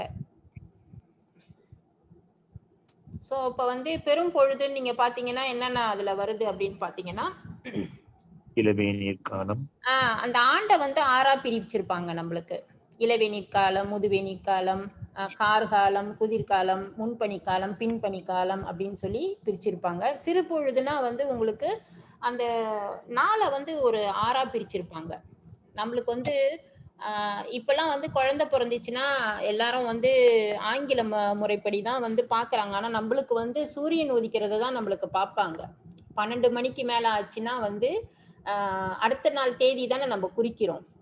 ஆனா நம்மளோட தமிழர் முறைப்படி வந்து காலையில நம்மளுக்கு 6 மணி ஆனாதான் அடுத்த நாள் வந்து நம்மளுக்கு பொழுது வந்து புலரும். சரியா? அப்ப பெரும்பொழுதுக்கு உரியது வந்து திங்கள்லாம் வந்து சித்திரை. இதெல்லாம் பார்த்துக்கோங்க. நான் வேணா இதெல்லாம் அனுப்பி வைக்கிறேன் உங்களுக்கு. சரியா? சிறு பொழுது தயவுசெய்து அனுப்புங்க. கண்டிப்பா நான் அனுப்பி வைக்கிறேன். ஏன்னா நான் சொல்றது உங்களுக்கு புரியலனாலும் இதை எடுத்து பார்க்கும்போது உங்களுக்கு கொஞ்சம் தெரியும். அப்புறம் சிறு பொழுது பாத்தீங்கன்னா, சிறு பொழுது அந்த 6ஆ பிரிக்கிறாங்கல்ல. 6ஆ பிரிக்கும் போது இரவு 2 மணில இருந்து 6 மணி வரைக்கும் வைகறை, காலையில வந்து 6ல இருந்து 10, அப்புறம் நண்பகல் வந்து 10ல இருந்து 2 காலை. சோ நம்ம வந்து அழைப்பு அட்டைலாம் அடிக்கும் போது நண்பகல் வந்து 11ன்னு போட்டோம்னா என்னங்க தப்பா போட்டிருக்கீங்கன்னு கேட்பாங்க. இல்லைங்க நம்ம தமிழ் முறைப்படி போடுறோங்க அப்படின்னு சொல்லுவோம். அப்புறம் ஏற்பாடு வந்து பகல் 2ல இருந்து 6 வரைக்கும். அப்ப மாலை வந்து 6ல இருந்து 10 மணி வரை. 6ல இருந்து 10 தான் மாலை அப்படின்னு சொல்லிட்டு மாலை வந்து இரவு 10 வரைக்கும். ஆனா இப்ப வந்து இரவுன்னு நம்மளுக்கு வருது. அப்புறம் யாமம் வந்து 10 மணில இருந்து நள்ளிரவு 2 மணி வரைக்கும். சோ இப்ப வந்து நம்ம வந்து கணக்கு என்ன 12 மணினா அடுத்த நாளுன்னு நம்மளுக்கு போகுது. ஆனா யாமம் தான் வரும் அது நம்மளுக்கு. சோ அதே மாதிரி வந்து அந்த யாமம் தான் ஏற்பாடு தான் வந்து சூரியன் மறையும் நேரமா? ஆமா. இல்ல சூரியன் மறையும் நேரம் அப்படின்னு இல்ல, இங்க வருது போல இருக்கு. அதாவது மாலை 6 மணி சூரியன் மறையும் நேரம் வருது இல்ல. அதான் சூரியன் மறையும் நேரம் ஏற்பாடு. மறையிற நேரம் வரைக்கும். ஓகே. சோ அப்ப வந்து இந்த பொழுதெல்லாம் கொடுத்துட்டாங்க. அப்ப அந்தந்த நிலத்துக்கு எந்தெந்த பொழுது வந்து சிறப்பு அப்படின்னு நம்மளுக்கு கொடுப்பாங்க. இப்ப குறிஞ்சி நிலம் பாத்தீங்கன்னா அங்க வந்து அந்த யாமம் தான், அந்த பொழுதுதான் அங்க சிறப்பு. இப்ப நீங்க பாத்தீங்கன்னா கூட, இப்ப எங்க அக்கா பொண்ணு கூட யூஎஸ்ல இருக்கு. இந்த மாசம் வரியா, அடுத்த மாசம் இந்த மாசம் எல்லாம் பனி கொட்டும் அப்படிலாம் சொல்லுவாங்க. அந்தந்த பொழுதுதான் அந்தந்த மாசத்துக்கு வந்து அந்தந்த நிலத்துக்கு சிறப்பு. அந்த மாதிரி வந்து குறிஞ்சி பாத்தீங்கன்னா குளிர்காலமும் முன்பனி காலமும் அங்க வந்து அந்த பாடலு, அந்த காதலன் காதலி அதெல்லாம் சிறப்பு எதுனா யாமம் தான். முல்லைக்கு வந்து கார்காலம் மாலை காலம் வந்து அந்த 6 காலத்துல வந்து கார்காலம் வந்து முல்லைக்கு மாலை நேரம் வந்து. அப்புறம் மருத நிலத்துக்கு வந்து பெரும் பொழுதுகள் 6மே அதுக்கு சூட்டபிளா வரும். அப்புறம் வைகறை, அப்புறம் நெய்தலுக்கு வந்து பெரும் பொழுதுகள் 6ம் வரும் ஏற்பாடு. பாலைக்கு வந்து இளவேனில் முதுவேனில் நண்பகல். பாலைக்கு வந்து உச்சி வெயில் தான், நண்பகல். சரியா? இதுல பாத்தீங்கன்னா இந்த கருப்பொருள் சொல்றாங்கல்ல, அதோட அட்டவணை வந்து இருங்க, நான் வேற கூட எடுத்து வச்சேன். இதுல இருக்கு பாருங்க. இந்த அகத்திணைகள் இதுதான். அதாவது இதை ஃபுல்லா நீங்க மனப்பாடம் பண்ணிக்கணும், அதை இது பண்ணிக்கணும். ஆனா இதை நீங்க தெரிஞ்சுக்கணும். தெரிஞ்சுக்காம அந்த சங்க இலக்கியத்து உள்ளுக்கு வந்து நம்ம நுழைய முடியாது. சோ இப்ப வந்து முல்லை, குறிஞ்சி, மருதம், நெய்தல், பாலை. இப்ப ஒரு பொண்ணு வந்து முல்லை நிலத்துல வந்து கீழே வந்து திணை வந்து முல்லைன்னு போட்டுட்டாங்கன்னா அந்த பொண்ணு வந்து முல்லை நிலத்துல இருந்து பாட்டு பாடுதுன்னு வச்சுப்போமே, அதோட நிலம் என்னது? காட்டு நிலத்துல பாட்டு பாடும். ஹலோ, காட்டிலிருந்து பாட்டு பாடுறாங்க. ஆமா, ஏன்னா அதோட குறிஞ்சின்னு பாத்தீங்கன்னா அவங்க மலை அந்த மாதிரி, அவங்களோட பேக்ரவுண்ட் வந்து மலை அந்த மாதிரி தான் இருக்கும், மலை பிரதேசமா அந்த மாதிரி இருக்கும். நெய்தல் பாத்தீங்கன்னா அவங்க கடல்ல இருந்துதான், அந்த கடல் ஓரம் அவங்களோட வாழ்க்கை முறை அதெல்லாம் வந்து நெய்தல் நிலத்து பெண்ணு, நெய்தல் நிலத்து பாடல் அப்படின்னாவே நம்ம தெரிஞ்சுக்க வேண்டியதுதான். அவங்களோட வாழ்க்கை வந்து கடல் கரை ஓரத்துல இருக்கோம். அவங்களோட வாழ்க்கையே வேற தானே, அவங்க உணர்வுகள் வேற. ஏன்னா அவங்க கணவர் வந்து ஆஹ் மீன் பிடிக்க போயிருவாரு, வருவாரோ வரமாட்டாரோ. அதான் ஒரு எம்ஜிஆர் பாட்டு கூட இருக்கும்ல, கரை மேல் பிறக்க வைத்தான் அப்படின்னு. அவங்களோட உணவு பாத்தீங்கன்னா இதுல போட்டிருப்பாங்க. உணவு பாத்தீங்கன்னா அது பாத்தீங்களா, மீன், அந்த மீன் கருவாடு இதெல்லாம் அவங்களோட உணவா இருக்கும். ஸோ இது எல்லாமே அவங்களுக்கு வந்து அந்த நிலத்துக்கு ஏத்த மாதிரி உணவு, தெய்வம், அது எல்லாமே வந்து வேற வேற வேறையா இருக்கும் அவங்களுக்கு. ஸோ அந்த சங்க பாடல்களுக்கு நம்ம நுழையும் போது இதெல்லாம் தெரிஞ்சுக்கிட்டாதான் நம்மளுக்கு வந்து அந்த பாடல் வந்து விளங்கும். அப்புறம் அதே மாதிரி உரிப்பொருள், உரிப்பொருள்னா அந்த அந்த உணர்வு என்னவா இருக்கும் அவங்களுக்கு. அந்த குறிஞ்சி நிலத்துல இருக்கிறவங்களுக்கு வந்து புணர்தலும் புணர்தல் நிமித்தமும் இருக்கும். நெய்தல் பாத்தீங்கன்னா இரங்கலும் இரங்கல் நிமித்தமும், அதாவது ஒரு கவலையா தானே இருப்பாங்க, அவர் வருவாரா வரமாட்டாரா, அது வந்து இரங்கலும் இரங்கல் நிமித்தமா அந்த உணர்வு வந்து அவங்களுக்கு அப்படிதான் இருக்கும். மருதம் பாத்தீங்கன்னா வயல்ல வேலை செய்யறவங்க வந்து எப்படி இருக்கும், ஊடலும் ஊடல் நிமித்தமும். ஏன்னா நீங்க அடுத்து சிற்றிலக்கியம் படிக்கும் போது அந்த மருத நிலத்தோட சங்க இலக்கியங்கள்லாம் உங்களுக்கு வருது. அது வந்து ஊடலும் ஊடல் நிமித்தமா இருக்கும். அந்த வயக்காட்டுல வேலை செஞ்சுட்டு இருக்கும் போது அவன் வந்து மனைவியை சீன்றது, அவங்க திரும்ப திட்டுறது, அந்த மாதிரி அவங்களோட உணர்வுகள் அப்படி இருக்கும். ஸோ குறிஞ்சிக்கு ஒரு மாதிரியா இருக்கும். அவங்க கும்பிடுற தெய்வம், அவங்களுக்கு சொல்றது எப்படி சொல்லுவாங்க அப்படின்னா, இப்ப வயல்ல வேறன்னா மகிழன், ஊரன் அப்படிலாம் சொல்லுவாங்க. ஸோ இப்ப இவங்கள வந்து என்னன்னு சொல்லுவாங்க, குறிஞ்சி நில மக்கள்ல குறவர், குறத்தியர் அப்படின்னு சொல்லுவாங்க.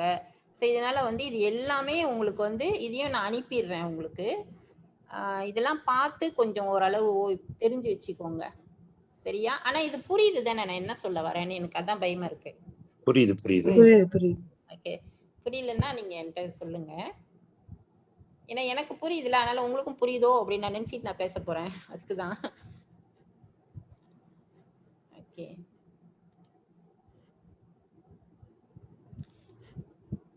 ஸோ இந்த மாதிரிலாம் நம்மளுக்கு சங்க பாடல்கள் வந்து எப்படி எழுதியிருக்காங்க, இந்த மாதிரி சினரியோட இதோட நல்லா தெரிஞ்சு இதெல்லாம் வந்து நம்மளுக்கு சங்க பாடல்களோட மொத்த எண்ணிக்கை வந்து 2381 பாடல்கள் கிடைச்சிருக்கு. அது அகத்திணை பாடல்கள் தான் அதிகம். புறத்திணை பாடல்கள் வந்து, புறத்திணை பாடல்னா என்னது, விஜயகாந்த் வந்து அப்படியே பாஞ்சி பாஞ்சி ஃபைட் பண்ணுவார்ல, அது மாதிரிலாம் வரும் புறத்திணை பாடல்கள்ல. ஏன்னா போருக்கு போறது அந்த மாதிரி பாடல்லாம் இருக்கும். அது வந்து ஒரு பாடல்ல வரும், அவர் வந்து வில்லு வந்து எய்துவாரு. எய்துன்னா அந்த வில்லு வந்து என்ன செய்யுமா, ஒரு பெரிய ஆலமரம் இருக்கும், அந்த ஆலமரத்துல வந்து போய் அந்த மரம் வந்து 2ஆ சுக்குநூறா வெடிச்சிரும். வெடிச்சிட்டு அதுக்கப்புறம் வந்து அங்க ஒரு ஆறு இருக்கும், அந்த ஆறை தாண்டி அதுக்கப்புறம் அங்க ஒரு மலை இருக்கும், அந்த மலத்துல வந்து ஒரு மரம் இருக்கும், அதை வெட்டிட்டு அதுக்கப்புறமா போய் ஒரு மான் இருக்கும், மானை வெட்டிட்டு அவர் யார் கூப்பிட்டாரோ அங்க போய் விடும். ஸோ இந்த மாதிரி சீன் எல்லாம் வந்து புறத்திணைகள்ல வரும். அதெல்லாம் வந்து நம்மளுக்கு வரும். அகத்திணையில பாத்தீங்கன்னா உங்களுக்கு எல்லா பாடல்களுமே வந்து உணர்வுகளா இருக்கும். இவங்க வந்து தோழி இருப்பாங்க. இப்ப வந்து காதல்னா என்னது, தலைவன் தலைவி வாட்ஸ்அப்பு அதானே இப்ப காதல். அப்ப வந்து தலைவன் தலைவி தோழி. அப்ப அந்த தோழி வந்து தூது போவாங்க, பேசுவாங்க. அப்ப அதுக்கேத்த மாதிரி திணைகள்லாம் நம்மளுக்கு சொல்லிட்டாங்கன்னா, ஓ இந்த சீன் அவங்க உணர்வுகள் இது அப்படின்றத நம்ம வந்து அழகா புரிஞ்சுக்கிட்டு படிக்கிற மாதிரி இருக்கும். சங்ககால புலவர்கள் வந்து நம்மளுக்கு இதுல ஆணும் பெண்ணுமா சேர்ந்து நிறைய புலவர்கள் வந்து இதுல இருக்காங்க. பெண் புலவர்கள் நிறைய பேர் இருக்காங்க, அதுதான் வந்து நம்ம முக்கியமா பார்க்க வேண்டியது. ஸோ ஒரு நிமிஷம்.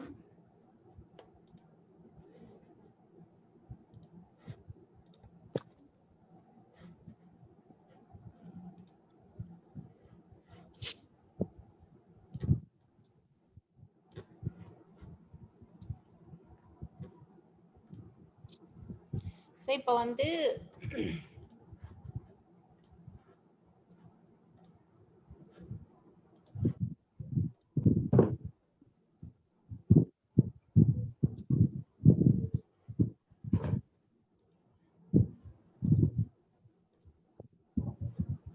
ஓகே, இப்போ நம்ம வந்து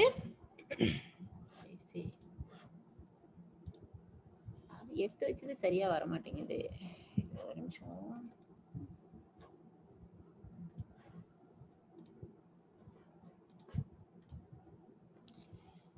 ஓகே, இப்ப நம்ம வந்து படிக்க போறது வந்து அறநூல்கள். அறநூல்கள் வந்து எந்த திணையில வருது? அகத்திணையில வருதா புறத்திணையில வருதா? அகத்திணை. புறத்திணையில வந்து பொதுவியல்ல வருது. அறத்தை பத்தி எல்லாம் நம்ம பேசுறது சரியா. இதுல வந்து நம்மளுக்கு வந்து அந்த 17 கீழ்கணக்கு நூல்கள்ல வந்து நம்மளுக்கு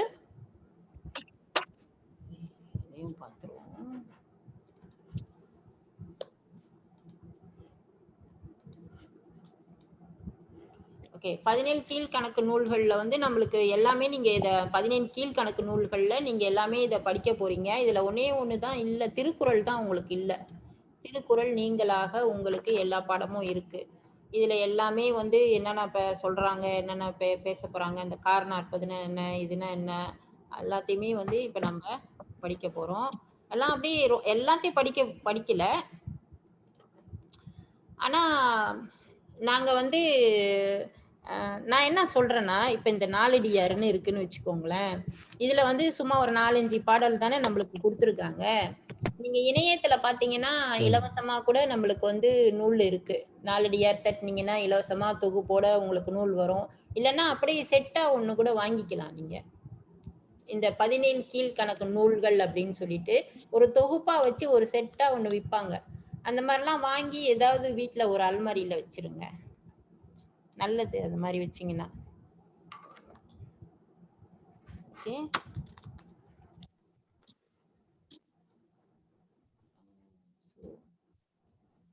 இந்த நாலடியாரை யார் எழுதுனா அப்படின்னு பார்த்தா இந்த சமண முனிவர்கள் இருக்காங்கல்ல, அவங்க தான் வந்து எழுதியிருக்காங்க. சமண முனிவர்கள்னா கேள்விப்பட்டிருக்கீங்க தானே? நம்மளுக்கு இத தொகுத்தவர் வந்து பதுமனார் அப்படின்றவர். இது வந்து சமண முனிவர்கள் வந்து இந்த 17 கீழ்கணக்கு நூல்கள்லயே இது மட்டும்தான் வந்து நிறைய பேர் எழுதுனத எல்லாத்தையும் தொகுத்து வச்சு இது பண்றாங்க. அந்த சமண முனிவர்கள் எல்லாருமே சேர்ந்து, அந்த துறவிகள் எல்லாருமே சேர்ந்து எழுதுனதெல்லாம் தொகுத்து இந்த நாலடியார் அப்படின்னு சொல்லி இந்த நூலை வச்சிருக்காங்க. அதை தொகுத்து அந்த மாதிரி வேலையை செஞ்சவர் வந்து பதுமனார் அப்படின்றவர். இது வந்து 400 பாடல்கள் இதுல இருக்கு. நான் இதையும் அனுப்பிடுறேன் உங்களுக்கு, சரியா? 400 பாடல்கள் வந்து இதுல இருக்கு. அதனாலதான் வந்து அப்புறம் வந்து இதோட பொருள் வந்து அறம், பாவகை வந்து வெண்பா. வெண்பா அப்படின்னா என்னன்னு கேட்டீங்கன்னா, வெண்பான்னு சில பேருக்கு பேர் கூட இருக்கு.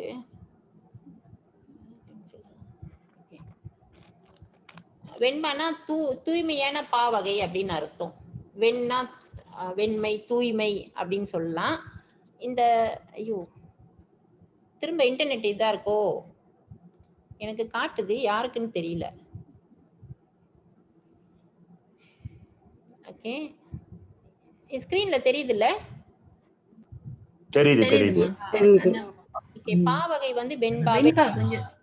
வெண்பா வகை தான். திருக்குறள் கூட வெண்பா வகையை சார்ந்ததுதான். அது தூயமான பானா பாடல்னு அர்த்தம்.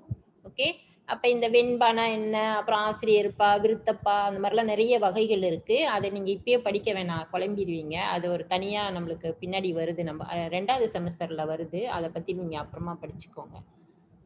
ஸோ இது 400 பாடல்கள் இருக்கிறதுனால இது ஒரு பாடமும் வந்து 4 அடியா இருக்கிறதுனால 4 அடி அப்படின்னு சொல்லிட்டு 6 அப்படின்னு அது ஒரு மரியாதையோட 4 அடியார் அப்படின்னு சொல்லி இதுக்கு கொடுக்குறாங்க. இதோட வேறு பேரு அப்படின்னு பார்த்தீங்கன்னா 4 அடி 400, வேளாண் வேதம், அப்புறம் திருக்குறளின் விளக்கம் அப்படிலாம் வந்து இதை சொல்றாங்க. சரி, இதுல வந்து 3 பிரிவு இருக்கு. அறத்துப்பால், அது திருக்குறள் எல்லாம் நம்மளுக்கு அறத்துப்பால், பொருள்பால், இன்பத்துப்பால்னு பிரிச்சு வச்சிருக்காங்கல்ல, அதே மாதிரிதான் இதுவும் வந்து 3 பிரிவுகள்ல இருக்கு. அறத்துப்பால் 13 அதிகாரங்கள், பொருட்பால் 24 அதிகாரங்கள். இதெல்லாம் கொஞ்சம் குறிச்சு வச்சுக்கோங்க தயவு செய்து. ஏன்னா போன செமஸ்டர் எழுதின மாணவர்கள் எல்லாம் அப்படியே பேசாம இருந்துட்டாங்க. இது அவங்க அதுல அந்த ஒரு வரி கேள்வி வரும், 50 கேள்விகள் வருது ஆன்லைன்ல செய்யறது. அப்ப பாத்தீங்கன்னா அதுல வந்து என்ன போட்டுருவாங்க, கேள்வி எப்படி கேட்டிருப்பாங்க அப்படின்னா, நாலடியாரில் மொத்தம் அதிகாரங்கள் வந்து அறத்துப்பால் அதிகாரங்கள் 20, 10, 13, 14 போட்டுருவாங்க. ஸோ நீங்க வந்து அப்ப உங்களுக்கு தெரிஞ்சாதான் 13ன்றத வந்து நீங்க டிக் பண்ண முடியும். ஸோ அதனால வந்து இதெல்லாம் கொஞ்சம் குறிச்சு வச்சுக்கிட்டீங்கன்னா ஓரளவு கொஞ்சம் நல்லது. இது அனுப்புறீங்களாம்மா நீங்க? ஆனா வாட்ஸ்அப் இதெல்லாம் பண்ணு. அனுப்பிடுறேன். ஆனா நான் அனுப்புறதுக்கு முன்ன ஒண்ணு சொல்லிடுறேன்.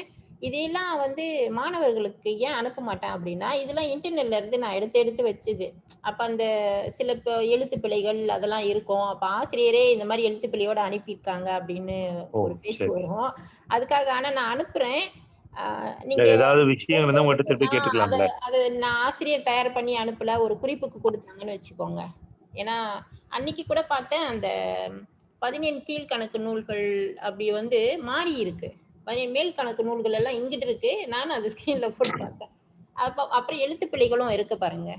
அப்புறம் நம்ம கொடுத்த மாதிரி ஆயிரும். அதுக்குதான் சொல்றேன். ஆனா ஒரு குறிப்புக்கு நீங்க இதை வச்சுக்கோங்க. அப்புறம் வந்து இத வந்து ஜியு போப் அப்படின்றவர் வந்து இதை ஆங்கிலத்துல மொழிபெயர்த்திருக்காரு. அதுவும் ஒரு குறிப்பு தான், ஜியு போப்ன்றவரு. அப்புறம் அதாவது இந்த 17 கீழ்கணக்கு நூல்கள்ல 3 நூலை மட்டும் ரொம்ப முதன்மையா பெருமையா சொல்லுவாங்க. அந்த 3 நூல்கள் என்னன்னா திருக்குறள், நாலடியார், பழமொழி, நானூறு. அந்த 3த்தையும் வந்து இதுல கொடுத்திருக்க இந்த குறிப்பெல்லாம் அந்த நாலடியார்ல வந்து முக்கியமான குறிப்பு. அதனால ஒரு ஏதாவது பின் பண்ணி வச்சுக்கிட்டீங்கன்னா கூட நல்லதுதான். சோ அப்புறம் இந்த நூலின் பெருமையை வந்து என்ன சொல்லுவாங்கன்னா, இது பொதுவா எல்லாம் சொல்லுவாங்க, ஆளும் வேலும் பல்லுக்குரிது, 4ம் 2ம் சொல்லுக்குரிது. 4ம் 2ம்னா என்னது? நாலடியாரு. 4னா நாலடியாரு, 2னா திருக்குறள். அது மாதிரி இந்த குறிப்பு இருக்கு. இப்ப இது பொதுவான குறிப்பு என்னன்னா, அந்த 17 கீழ்கணக்குல இதுவும் கேள்வியா வரலாம். 17 கீழ்கணக்கு நூல்களில் தொகை நூல் அப்படின்னு சொல்லிட்டு நாலடியார், அப்புறம் வந்து இன்னா 40, இனியவை 40ன்னு கேட்டிருப்பாங்க. அப்ப நீங்க வந்து நாலடியார் அப்படின்னு சொல்லி, ஏன்னா அதுல இருக்கிற தொகுப்பு நூல் இது ஒண்ணு மட்டும்தான். அப்புறம் இன்னொன்னு என்னன்னு பாத்தீங்கன்னா, இதுல இன்னொன்னு முக்கியமான பாயிண்ட் என்னன்னு பாத்தீங்கன்னா, நாலடியார்ல வந்து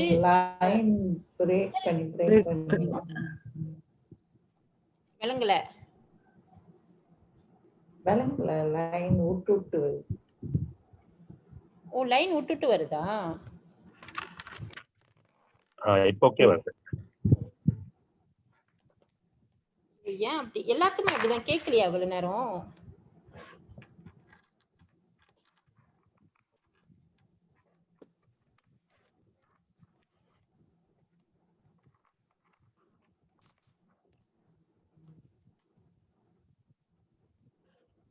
கேக்குதா? கேக்குதா? ஏன்னா மேபி நினைக்கிறீங்க மழையா இருக்கிறதுனாலயா என்ன எனக்கு தெரியல. ஓகே, இதுல முக்கியமா ஒண்ணு என்னன்னா, அந்த எல்லா நூல்களிலும் பாத்தீங்கன்னா அந்த துறவரத்தை வந்து பின்னாடி கடைசியா தான் வைப்பாங்க. இந்த நாலடியார்ல மட்டும் துறவியல்ல வந்து முதல்ல வச்சிருப்பாங்க. இந்த அதிகாரம் இருக்குல்ல, அதிகாரத்துல பாத்தீங்கன்னா அந்த முதல்ல வந்து துறவியல்ல வந்து தொடங்கும் உங்களுக்கு பாடலே. அதாவது எதுவுமே வந்து நிலையாமை அப்படிலாம் வந்து தொடங்கும் பாடல நாலடியார்ல. ஏன்னா இது எல்லாமே அந்த சமண முனிவர்கள் எல்லாம் துறவிகள் எழுதுறதுனால அந்த மாதிரி வந்து அடுக்கி வச்சிருக்காங்க அப்படின்னு சொல்லி. இப்ப இந்த நூலை வந்து இந்த மாதிரி வந்து அறத்துப்பால், பொருள்பால், இன்பத்துப்பால் அப்படின்னு 3ஆ பிரிச்சவர் வந்து நம்மளுக்கு இது 3ஆ பிரிச்சவர் வந்து இந்த தருமர் அப்படின்றவர். ஓகே, தொகுத்தவர் பதுமனார். அந்த 3 பிரிவா பிரிச்சவர் வந்து தருமர். அப்புறம் இந்த உரை எழுதினவங்க வந்து தருமர், பதுமனார், அப்புறம் இன்னும் நிறைய பேரு எழுதினாங்க. முதல்ல வந்து உங்களுக்கு இது ஆங்கிலத்துல மொழிபெயர்த்தவர் வந்து ஜியு போப்பு. ஓகே, இதெல்லாம் வந்து முக்கியமான குறிப்புகள்.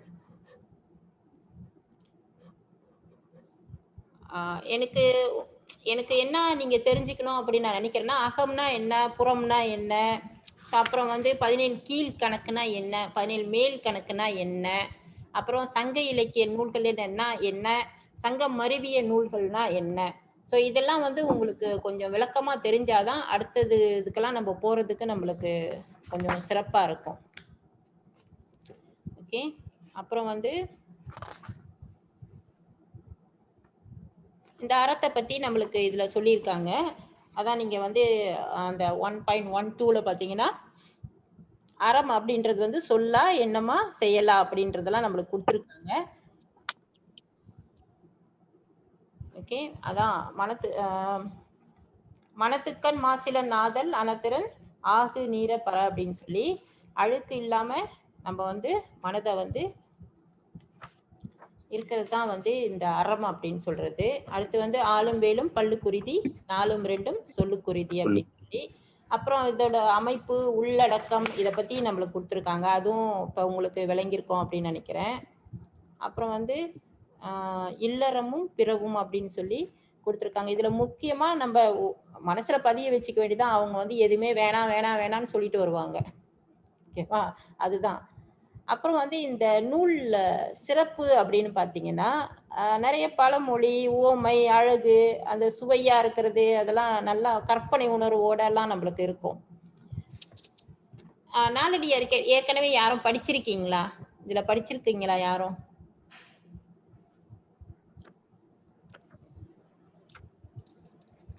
படிச்சிருக்கீங்களா நாலடியார் யாரும் நம்ம குழுவுல யாரும் இதுக்கு முன்னுக்க? இல்ல இப்பதான் படிக்க போறீங்களா இனிமேல்? அப்புறம் இந்த நட்பை பத்தி நிறைய சொல்லுவாங்க நாலடியார்ல. ஸோ நான் அதெல்லாம் நல்லா இருக்கும், சுவையா இருக்கும் கேட்கறதுக்கு.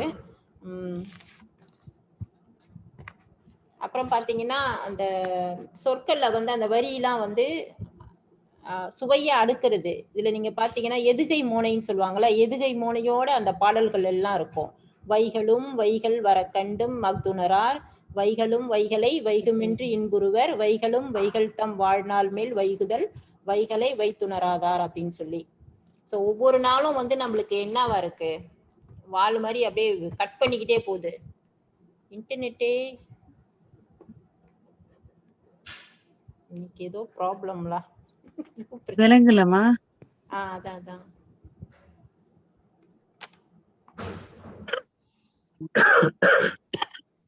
லைன் விட்டு விட்டு அதான் என்னன்னு தெரியல. இன்னைக்கு எப்போதும் அப்படி இருக்காது. ஏன்னா நான் வகுப்பு நடத்துறேன்னு கொஞ்சம் ஸ்பீடா போட்டு கொடுத்துருக்கேன்.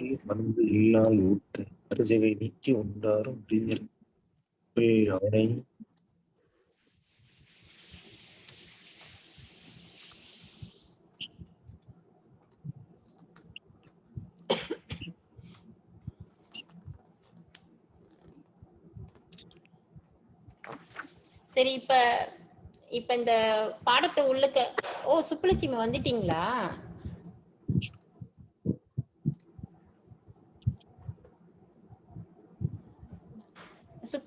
சுப்புலட்சுமி வந்துட்டீங்களா உள்ளுக்கு? எப்ப வந்தீங்க? இப்பதான் வந்தீங்களா? கேட்கலையோ?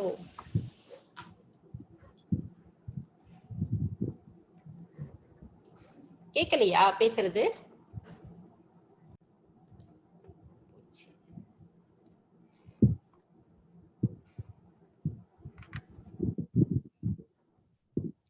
தெரியலையே. கேக்குதா நான் பேசுறது? விட்டு விட்டு கேக்குதுமா, விட்டு விட்டு கேக்குது. அதான் எப்போதும் அப்படி இருக்காது, என்னன்னு தெரியல. அதான் மழை நேரமா இருக்கிற அந்த மாதிரி இருக்குன்னு நினைக்கிறேன்.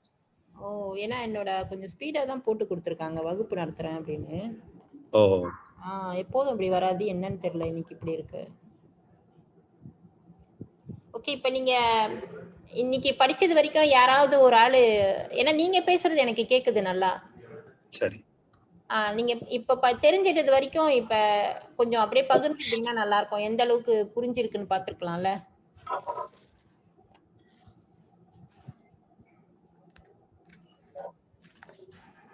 சொல்லுங்களேன். யாரும் பேசலாமே, யாருனாலும் பேசலாம்.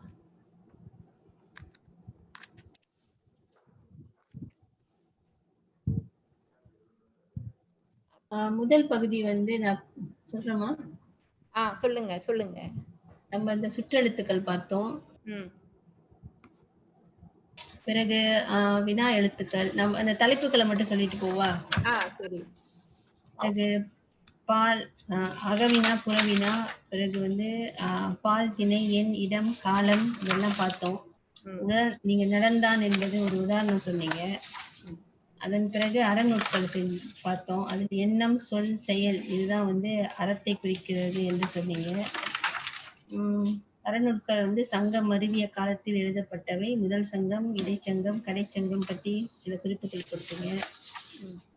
15 கீழ்கணக்கு நூல்னா அதுக்கு விளக்கம் சொன்னீங்க. 18னா என்ன, கீழ்கணக்குனா என்ன, அப்புறம் அதுல அறம் 11, அகம் 6, புறம் 1 சொன்னீங்க. அகப்புறம் அதனுடைய பொருள், அகப்பொருள், புறப்பொருள் 5 திணைகள், 12 திணைகள். பிறகு முதல் பொருள், கருப்பொருள், உரிப்பொருள். அப்புறம் நிலங்கள் 5 வகை நிலங்கள், பொழுது, பெரும் பொழுது, சிறும்பொழுது, 6 அந்த வகைகள் சொன்னீங்க. பிறகு நாலடியார் பற்றி கொஞ்சம் குறிப்புகள். ஆசிரியர், சமண முனிவர்கள், பதுமனார் தொகுத்தவர், பாடல் 400, பொருள் அறம், பாவகை வெண்பா. அப்புறம் மற்ற பெயர்கள், அப்புறம் நூல் பகுப்பு, 3 பிரிவுகள், அறம் பொருள் இன்பம் பற்றி. அதற்கு நூலின் சிறப்பு கொஞ்சம் இருந்தது, அதுக்கு மேல எழுத முடியல. பரவாயில்ல, குறிப்பு எடுத்துச்சிருக்கீங்களா? நான் விட்டு விட்டு வந்துச்சு வேற.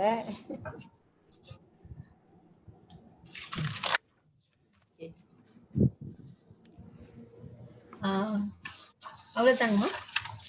Okay okay. இல்ல ஓரளவு புரியுதான்னு தெரியணும்ல எனக்கும்.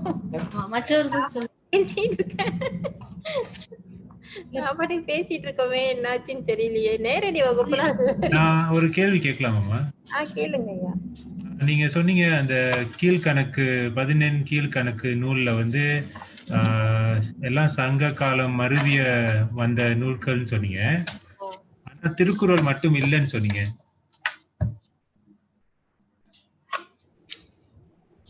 இல்ல, நான் திருக்குறள் இல்ல அப்படின்னா திருக்குறள் வந்து சங்க கால நூல்கள்ல வந்து சேர்ந்தது. அதான் என்னோட கேள்வி. சங்கம் மருவிய காலம் இல்ல. சங்கம் மருவிய காலம் இல்ல. சங்கம் மருவிய காலம் அப்படின்னு சொன்னா நம்மளுக்கு அந்த பல்லவர்கள்லாம் வந்துடுறாங்க, அந்த களப்பிரர்கள் அப்படின்னு சொல்லுவாங்கல்ல. வந்து சேரர், சோழர், பாண்டியர், அவங்க 3 பேரும் ஆட்சி செய்யறாங்க. அது வரைக்கும் நம்மளுக்கு வந்து சங்க காலம் அப்படின்னு சொல்றாங்க. அந்த பாண்டியர்கள், சேரர், சோழர், பாண்டியர்கள் வரைக்கும் நம்மளுக்கு சங்க காலம் அப்படின்னு சொல்றாங்க. அதுக்கு பிற்பாடு களப்பிரர்கள் காலம். களப்பிரர்கள் காலம்னா எல்லாமே வந்து மாறி மாறி மாறி வருது இல்ல எல்லாம். அது ஒரு இருண்ட காலம் அப்படின்லாம் சொல்றாங்கல்ல. அது இப்ப இந்த 17 கீழ்கணக்கு நூல் அப்படின்றத கூட வந்து ஒரு சமண முனிவர் தான், வச்சிரநாதர் அப்படின்றவர் தான் வந்து அதை வந்து உருவாக்கி இதெல்லாம் 17 அங்க ஒரு சங்கம் வளர்த்ததாகவும் அதுக்கு கீழே வந்து இதெல்லாம் இது பண்ணதாகவும் சொல்றாங்க. இப்ப சங்கம்ன்ற சொல்லு கூட வந்து தமிழ் சொல் இல்லைன்னு நம்ம தமிழ் ஆய்வாளர்கள் வந்து சொல்லுவாங்க. ஏன்னா நம்மளுக்கு அந்த சங்க காலத்துல பாத்தீங்கன்னா சங்கம்ன்ற சொல்லி இல்லை நம்மளுக்கு. இப்ப இந்த பள்ளி எல்லாம் சொல்றோம்ல, பள்ளி அதெல்லாம் வந்து பாத்தீங்கன்னா அது சமண முனிவர்களால வந்த சொல் சில. ஏன்னா நம்மளுக்கு நம்ம ஒண்ணு புரிஞ்சுக்கணும், நல்லா புரிஞ்சுக்கணும். அதை வந்து சில பேர் வந்து குறையா சொல்லுவாங்க. கேட்டீங்கன்னா இப்ப பாருங்களேன், என்னோட கருத்து, நான் படிச்சது வரைக்கும் நான் பார்த்தது என்னன்னா, ஒரு வீடு இவ்வளவு பெருசா இருக்குன்னு வச்சுக்கோங்களேன், இது பாக்ஸ் கூட போட முடியல. இதுவா தெரியல, பாக்ஸ் போட முடியல. ஓகே, இது ஒரு வீடுன்னு வச்சுக்கோமே. இது வந்து ஒரு 3000 வருஷம் 4000 வருஷமா இந்த வீடு வந்து இருக்குன்னு வச்சுக்கோங்களேன். அப்ப இதுக்கு பக்கத்துல வந்து ஒருத்தங்க வந்து இருப்பாங்க கண்டிப்பா. அவங்க வந்து இன்னைக்கு வந்து ஒருத்தங்களா இருப்பாங்க, நாளைக்கு ஒருத்தங்களா இருப்பாங்க. அவங்க வந்து என்ன பண்ணுவாங்க, இந்த வீட்டுல இருக்கிற பொருள் எல்லாம் பழகுவாங்க. இந்த பொருள் வந்து இந்த வீட்டுல இருக்கிறவங்க அவங்க கிட்ட பழகுவாங்க. அவங்க போயிட்டு அவங்க வேற ஒருத்தங்க வந்தாங்கன்னா இந்த வீட்டுல இருக்கிறவங்க அங்க பழகுவாங்க. அந்த பேச்சு இங்க வரும், இந்த பேச்சு அங்க வரும். மொழியா இருக்கட்டும், பழக்கமா இருக்கட்டும், பண்பாடா இருக்கட்டும், எல்லாமே வந்து மாறி மாறி மாறி தான் வரும். ஆமா தானே? அப்படித்தானே? ஏன்னா அது வந்து ஒரு தொன்மையான ஒரு இதை வந்து அது ஒரு வழி பாதையில வந்து ஒரு சின்ன இப்போ வந்தது கிடையாது. இப்ப வந்த ஒரு இனம், இப்ப வந்த ஒரு நாகரிகம் அப்படி கிடையாது. அது வந்து ஒரு தொன்மையா இருக்கு. சோ அதனால வந்து சில இது மாறுதுன்னா அத வந்து நம்ம மாறு தட்டிக்கிட்டு அது இதுன்னெல்லாம் பேசிட்டு நான் அந்த குறுக்கே போறது கிடையாது. இல்ல, இது காலத்தால் மாற வேண்டியது கட்டாயம் தான். ஏன்னா அப்பதான் நம்ம எல்லாரோட சேர்ந்து வாழ முடியும். இப்ப நம்ம விட்டு கொடுக்க கூடாதுதான். சில இதை வந்து நம்ம சில இதை வந்து நம்ம விட்டு கொடுக்க முடியாது. என்னன்னா எல்லாரும் வந்து ஏன் தூய தமிழ்ல பேர் வைக்க கூடாது? அதெல்லாம் நம்மளோட இது தானே. ஏன்னா அதெல்லாம் நம்ம நல்லா தெரிஞ்சுக்கணும். அதெல்லாம் நம்ம அதை கடைப்பிடிக்கலாம். நம்ம மொழியை இது பண்ணணும், நம்ம தமிழ் மொழியை பாதுகாக்கணும். இதெல்லாம் வந்து எவ்வளவோ வேலைகள் இருக்கு நம்மளுக்கு. அதெல்லாம் நம்ம முறையா செஞ்சோம்னாவே எல்லாத்தையும் நம்ம காப்பாத்திக்கிட்டு போயிட்டே இருக்கலாம். நம்ம அதெல்லாம் நம்ம இதை இப்ப செஞ்சுட்டே வந்தா நம்ம மீட்டு எடுக்கிறோம் தானே அது எல்லாரும் நம்ம. அதுதான் நம்ம சொல்லிட்டு இருக்கிறது. அது செய்யுங்க, எல்லாத்தையும் உள்ள பூந்து படிங்க. இப்ப இது எல்லாத்தையும் படிக்க படிக்க 17 கீழ்கணக்கு நூல்கள்னு உருவாக்குன மாதிரி இப்ப நம்ம இன்னொரு ஒரு தொகுப்பை வந்து படிக்க படிக்க படிக்க உருவாக்க முடியும் தானே. அந்த செயல்லாம் எப்படி செய்யறது? ரொம்ப படிச்சாதானே அதை செய்ய முடியும். ஏன்னா அது அதுதான் நம்ம செய்யணும். ஏன்னா இப்ப வந்து இப்ப நம்ம 2000 வருஷம் 3000 வருஷத்துக்கு முன்னுக்கு ராஜராஜ சோழன் வந்து கட்டடம் கட்டினாருன்னு கனெக்ஷன் வரலையோ? கேக்குதா? ஓகே, கட்டினாருன்னு நம்ம சொல்லிக்கிட்டு இருக்கோம். 500 ஆண்டுகளுக்கு பிற்பாடு நம்ம முனைவர் நம்மள வந்து கேட்பாங்க என்ன செஞ்சாங்க அப்படின்னு சொன்னா என்ன கதை வரும்? அராபுல பாத்தீங்கன்னா அவ்வளோ நடுக்கடல்ல பில்டிங் கட்டுறானுங்க. சைனால பாத்தீங்கன்னா அவ்வளோ பில்டிங் அப்படி எழுப்புறாங்க. இப்ப நம்ம பெருமை இப்ப எங்க இருக்கு? இப்ப 500 வருஷம் 1000 வருஷம் கழிச்சு நம்ம இப்ப பேசணும் தானே. நம்ம தலைமுறைகள் ராஜராஜ சோழன் கட்டினதுனால தான் நம்ம இப்ப இன்னைக்கு நம்ம பேசிட்டு இருக்கோம். அதே மாதிரி இலக்கியங்களும் வந்து மரபு கவிதையெல்லாம் வந்து யாருமே எழுதுறதுக்கு ஆளே இல்லை. அப்ப அதையே நம்ம பேசிட்டு இருந்தாலும் அது பின்தங்கிய நிலையில தானே இருக்கும்.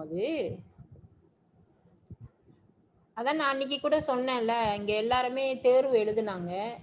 தேர்வு எழுதும்போது ஆஸ்திரேலியால எழுதுறாங்க, அப்புறம் தமிழ்நாட்டுல எழுதுறாங்க, மலேசியால எழுதுறாங்க, அப்புறம் வந்து பார்த்தா ஸ்ரீலங்கால எழுதுறாங்க, சைனால 36 பேர் எழுதுறாங்க.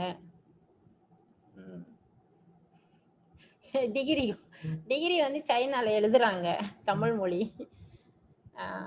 அப்ப இப்ப இதுல இருக்கிறது எல்லாத்தையும் சில இதெல்லாம் எடுத்துட்டு போய் அவங்க தொகுத்து அவங்க கூட வந்து வெளியாக்கலாம் இல்லையா? இப்ப நம்ம வந்து செய்ய மாட்டோம் தானே நம்ம.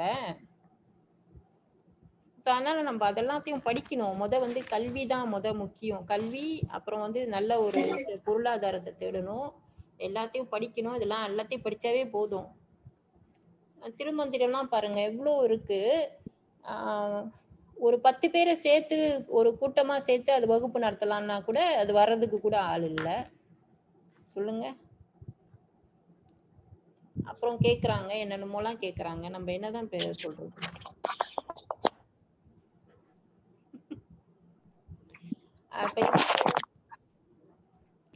இவங்க இவெல்லாம் தெரிஞ்சுக்கிட்டாங்கன்னா அப்புறம் இன்னும் இந்த படம் எடுக்கிறவங்க இதெல்லாம் வந்து நம்ம இந்த இலக்கியம் சார்ந்தெல்லாம் எடுக்கலாம் நல்லா.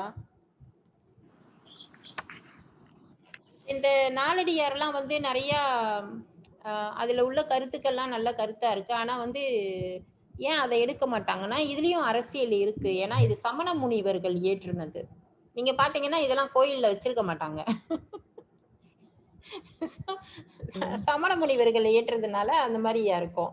அப்புறம் வைணவ கோயில்ல பாத்தீங்கன்னா சைவ சமயம் சார்ந்த தேவாரம் அதெல்லாம் இருக்காது. எல்லாம் மாறி மாறி இருக்கும். இதெல்லாம் வந்து எந்த கோயில்லையுமே இருக்காது. ஏன்னா இது சமண முனிவர்கள் ஏற்றதுனால எந்த கோயில்லையுமே இருக்காது. ஆனா நீங்க பாத்தீங்கன்னா இதெல்லாம் நல்ல கருத்துள்ள பாடல்கள் நிறைய இருக்கும். இதுல அவரு சொல்லுவாரு, நட்புக்கு வந்து கரும்ப சொல்லுவாரு. முக்காவாசி வந்து துறவியலையும் வந்து நட்பு இந்த மாதிரி எல்லாம் வந்து அவர் சொல்லிட்டு வருவார் நாலடியார்ல. சோ ஒருத்தர் நம்ம குழுவுல வந்து ஆலயத்துல இருக்காரு. சோ அவரு கொஞ்சம் இதெல்லாம் தெரிஞ்சுக்கிட்டாருன்னா இனிமே வந்து கொஞ்சம் வேற மாதிரி மக்கள் கிட்ட பரப்புவாரு. அடுத்து எனக்கு இன்னொரு கேள்வி இருக்கு. சொல்லுங்க. நாலடியாருக்கு வந்து ஏன் வந்து வேளாண் வேதன்னு பேர் வச்சிருக்காங்க? அதுல வந்து இந்த நாலடியார்ல வந்து இந்த முத்திரையர் அப்படின்னு சொல்லி ஒரு ஒரு ஜாதி இருப்பாங்கல்ல, ஜாதியா குலம், அவங்கள பத்தி அந்த பாடல் சில பாடல்ல வந்து வருதுன்னு. நானும் அந்த பாடலை எதுன்னு வைக்கல, ஆனா எனக்கு அதுல குறிப்பு எனக்கு அதை சார்ந்து வந்து வேளாண் வேதம் அப்படின்னு சொல்லி வருது. வேளாண் வேதம் அப்படின்னு சரியா கேக்கலமா? அதை சார்ந்து வந்து வேளாண் வேதம் அப்படின்னு சொல்லி வருது. ஏன்னா அது சொல்லிக்கிட்டு அதை திட்டிக்கிட்டே தான் வரும். அந்த ஜாதி. நீங்க வீடியோ ஆஃப் பண்ணிட்டு பேசுங்க.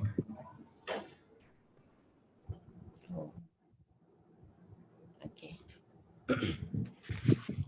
இந்த முத்திரையர் அப்படின்னு சொல்லி ஒரு ஜாதி இருக்கு இல்லையா, குலம் இருக்கு இல்லையா, அவங்கள சார்ந்த செய்திகள் வந்து இதுல வருது. அதான் வந்து இது வேளாண் வேதம் அப்படின்னு சொல்லி, அதாவது அத வந்து உழவு தொழில் செய்யறவங்க அதை பத்தி எல்லாம் வந்து இதுல வந்து முக்கியத்துவத்தை பத்தி எல்லாம் இதுல வரும், ரொம்ப வரும். சோ அதனால வந்து அதை வந்து வேளாண் வேதம் அப்படின்னு சொல்லி வரும் அதுல. என்னன்னு சொன்னீங்க? உழவு தொழில் எல்லாம் வருது இல்ல, வேளாண்மை.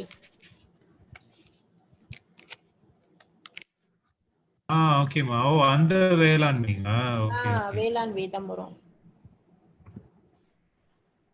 அதுல எல்லாத்துலயுமே இதுல முக்கியமா வந்து என்ன கொடுத்திருப்பாங்கன்னா, அந்த நட்பு பத்தி கொடுத்திருப்பாங்க, நட்பை பத்தி ரொம்ப கொடுத்திருப்பாங்க, துறவியலை பத்தி கொடுத்திருப்பாங்க. எதுவுமே நிலை இல்லை, எதுவுமே நிலை இல்லை அப்படின்னு சொல்லி கொடுத்திருப்பாங்க.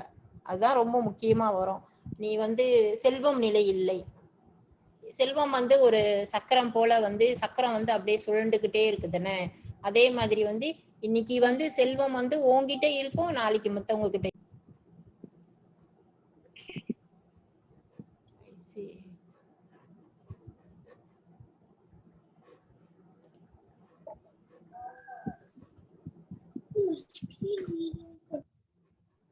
ஐயோ காணுமே, ஸ்கிரீனே காணும். கேக்குதுமா, நீங்க பேசுறது கேக்குது. ஆனா அவங்க யாரும் தெரியல, ஸ்கிரீனே தெரியல. எல்லாம் இங்கதான் இருக்கும். எல்லாம் இங்கதான் இருக்கும். சரி. அதான் அந்த சக்கரம் போல வந்து செல்வம் வந்து நிலையாமை, செல்வத்தை வந்து ரொம்ப குறையா சொல்லுவாங்க நிலையாமை அப்படின்னு. அப்புறம் வந்து இந்த உடல் நிலையாமை, நிலையாமையை பத்தி ரொம்ப சொல்லிக்கிட்டே வருவாங்க. அப்புறம் எனக்கு பிடிச்சதுன்னு கேட்டிங்கன்னா அந்த நட்பை பத்திலாம் ரொம்ப சொல்லுவாங்க. நட்பு வந்து கரும்பு வந்து நுனி கரும்பு மாதிரி வந்து என்னது கரும்பு வந்து நம்ம சாப்பிடும் போது அடிக்கரும்பு வந்து நுனியில இருந்து நம்ம சாப்பிட்டுக்கிட்டே போனோம்னா கசக்கும்ல, அப்புறம் வந்து கசக்கும், அப்புறம் வந்து சாப்பிட சாப்பிட சாப்பிட கடைசியா வந்து அடிக்கரும்பு வந்து இனிக்கும். அதே மாதிரி ஒரு நல்ல நட்புலாம் வந்து முதல்ல வந்து நம்மளுக்கு வந்து அவ்வளவா ஒரு நல்ல நட்பா இருக்காது, அப்புறம் போக போக நல்ல நட்பா இருக்கும் அப்படின்னு சொல்லி நட்பை பத்தி சொல்லுவாங்க. அப்புறம் வந்து உனக்கு வந்து நாய் மாதிரி நட்பு தான் வேணும், யானை மாதிரி நட்பு வேண்டாம் அப்படின்னு கொடுத்துருக்கோம். யானைன்னா அது வந்து வளர்த்தவனையே கொன்றோம் இல்லையா, அதனால வந்து யானை போல நட்பு வேண்டாம் அப்படின்னு சொல்லி சொல்லுவாங்க. அப்புறம் வந்து இந்த குறள்ல இந்த இதுல கூட பாத்தீங்கன்னா, அப்புறம் வந்து இந்த பிறர் மனைவியை வந்து நேசிக்க கூடாது அப்படின்லாம் இருக்கும். இதெல்லாம் பார்க்கும்போது அப்புறம் குடிக்க கூடாது, நீங்க திருக்குறள்லயும் பார்த்தா அதெல்லாம் போட்டிருப்பாங்க. அப்பனா இப்ப மாதிரியே அப்பயும் அநியாயம் பண்ணிட்டு இருந்திருக்காங்கன்றது மட்டும் நம்ம சங்க இலக்கியங்கள்ல இருந்து, நம்ம சங்கம் அறிவிய இலக்கியங்கள்லயும் நம்மளுக்கு அதை தான் தெரியுது, சங்க இலக்கியங்கள்லயும் அதான் தெரியுது. இப்போ இருக்கிறவங்கள விட அங்க அப்ப ரொம்ப மோசமா இருந்தாங்களோ அப்படின்னு கூட தோணுது. ஏன்னா சொல்றாங்கல்ல, செய்யாத செய்யாத செய்யாத அப்படின்னு சொல்லி சொல்றாங்க. அப்ப அதெல்லாம் ரொம்ப செஞ்சிருக்கிறதுனால தான் அதை வந்து செய்யாத செய்யாத அப்படின்னு சொல்றாங்க போல இருக்கு. அப்புறம் நாலடியார்லயும் வந்து நம்மளுக்கு குடிக்கிறத பத்தி, அப்புறம் பெண்ணை பத்தி, பொண்ணை பத்தி, மண்ணை பத்தி, இந்த உடல் வந்து நிலையாமை பத்தி எல்லாத்த பத்தியும் இந்த சமணர்கள் இந்த பாடல்ல நம்மளுக்கு வருது. ஸோ இப்போ நம்ம வந்து அடுத்து எல்லாத்தையும் முடிச்சிட்டோம், இப்போ அகம் புறம் முடிச்சிட்டோம், மேலோட்டமா அந்த சங்க இலக்கியம் அதெல்லாம் பத்தி நம்ம சொல்லிட்டோம். ஸோ அதனால இனிமே வந்து நம்மளுக்கு வந்து எல்லாமே நேரா பாடத்துக்கு தான் நம்ம போறோம். பாடத்துக்கு போறதுனால எல்லாரும் வந்து தூக்கம் வராம எல்லாரும் பாடத்தை படிக்க ஆரம்பிக்கணும் இனிமேல். அந்த சங்கம்ன்ற சொல்லு கூட வந்து தமிழ் இல்லை அப்படின்னு சொல்றது வந்து சாலை வந்து தொல்காப்பிய முறைப்படி வந்து எந்தெந்த எழுத்துக்கள் வந்து பேருக்கு முன்னுக்கு வரும் அப்படின்னு சொல்லி விதிமுறைகள் இருக்கு. அதுல வந்து சான்ற எழுத்துலாம் வந்து உங்களுக்கு முதல் எழுத்தா வராது,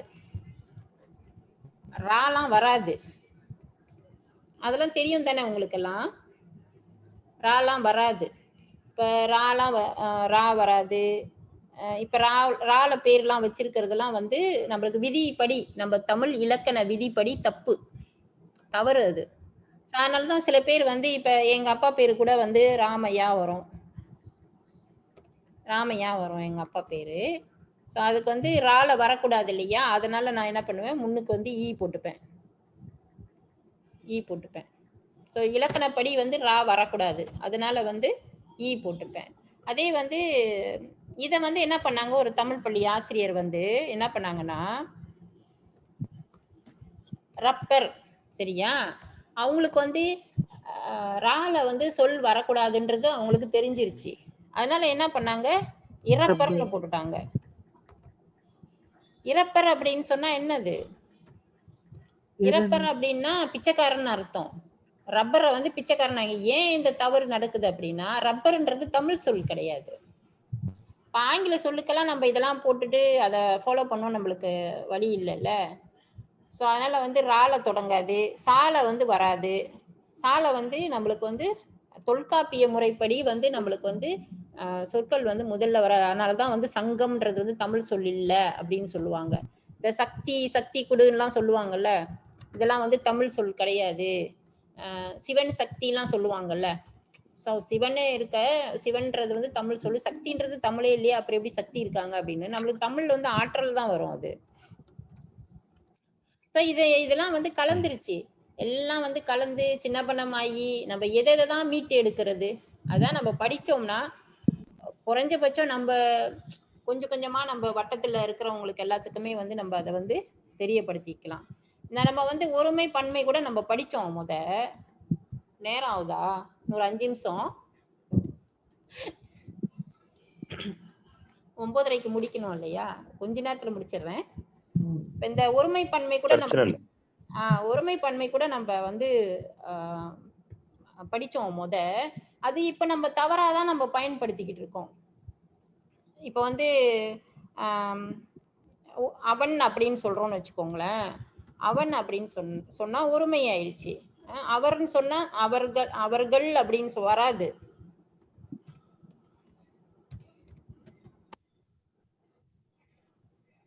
அவர்கள் அப்படின்னு வந்து வராது.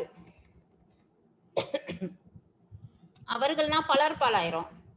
இப்ப ஏதாவது ஒரு டத்தோ வராரு, விஐபி வராருன்னா அவரை வந்து பேரை போட்டுட்டு என்ன பண்ணிடுவாங்க, அவர்கள்னா அது வந்து 10 பேரை 20 பேரை குறிக்கும். அப்ப வந்து நம்ம நம்ம இப்ப அப்படித்தான் பயன்படுத்திக்கிட்டு இருக்கோம். சோ நான் ஒரு வாட்டி வந்து பேரே நம்மளுக்கு வந்து தமிழ் மொழியில எப்படின்னா பின்னுக்கு வந்து மரியாதை வராது.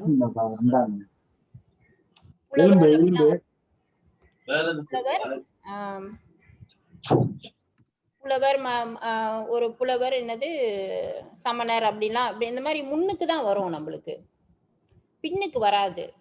அதனால வந்து பெயர் சொல்லே வந்து நம்மளுக்கு மரியாதை தானே. அப்ப வந்து நம்ம பின்னாடி வந்து அவர்கள் அதெல்லாம் நம்ம போடவே தேவையே கிடையாது. ஆனா நம்ம போட்டுதான் ஆகணும். போடலைன்னா வந்து நம்ம என்னமோ அவங்கள கூப்பிட்டுட்டு நம்ம மரியாதை இல்லாம நம்ம நடத்துற மாதிரி நம்மள சொல்லுவாங்க. அதெல்லாம் புரியாது அவங்களுக்கு. அப்புறம் நீங்க அன்னைக்கு கூட வகுப்புல பேசிக்கிட்டு இருந்தோம் நாங்க, இந்த தாத்தாமார்கள் அந்த திருமண பத்திரிகையில எல்லாம் வந்து பெரும்பாலும் வந்து நம்ம போடுறாங்கல்ல, தாத்தா மாறினாவே பன்மை ஆயிடுச்சு. ஆமா தானே. அப்புறம் வந்து திரும்ப வந்து தாத்தா மார்கள் ஏன் வருது, இங்க தப்பு தானே அது. இது ஆங்கிலத்துல போட்டா சும்மா இருப்பாங்களா, சும்மா இருக்க மாட்டாங்க. ஆனா வந்து நம்ம தமிழ் மொழியில வந்து அந்த மாதிரி தப்பா செய்வாங்க. அது கீழே பாத்தீங்கன்னா பெரியப்பா மார்கள், தாத்தா மார்கள் அப்படி சொல்லிக்கிட்டு இருப்பாங்க. இது ஏன் வந்து அப்படிதான். அப்புறம் நம்ம வந்து இந்த அக்னினை உயிர்தினை நம்ம படிச்சோம்ல, திரும்ப கேக்குதா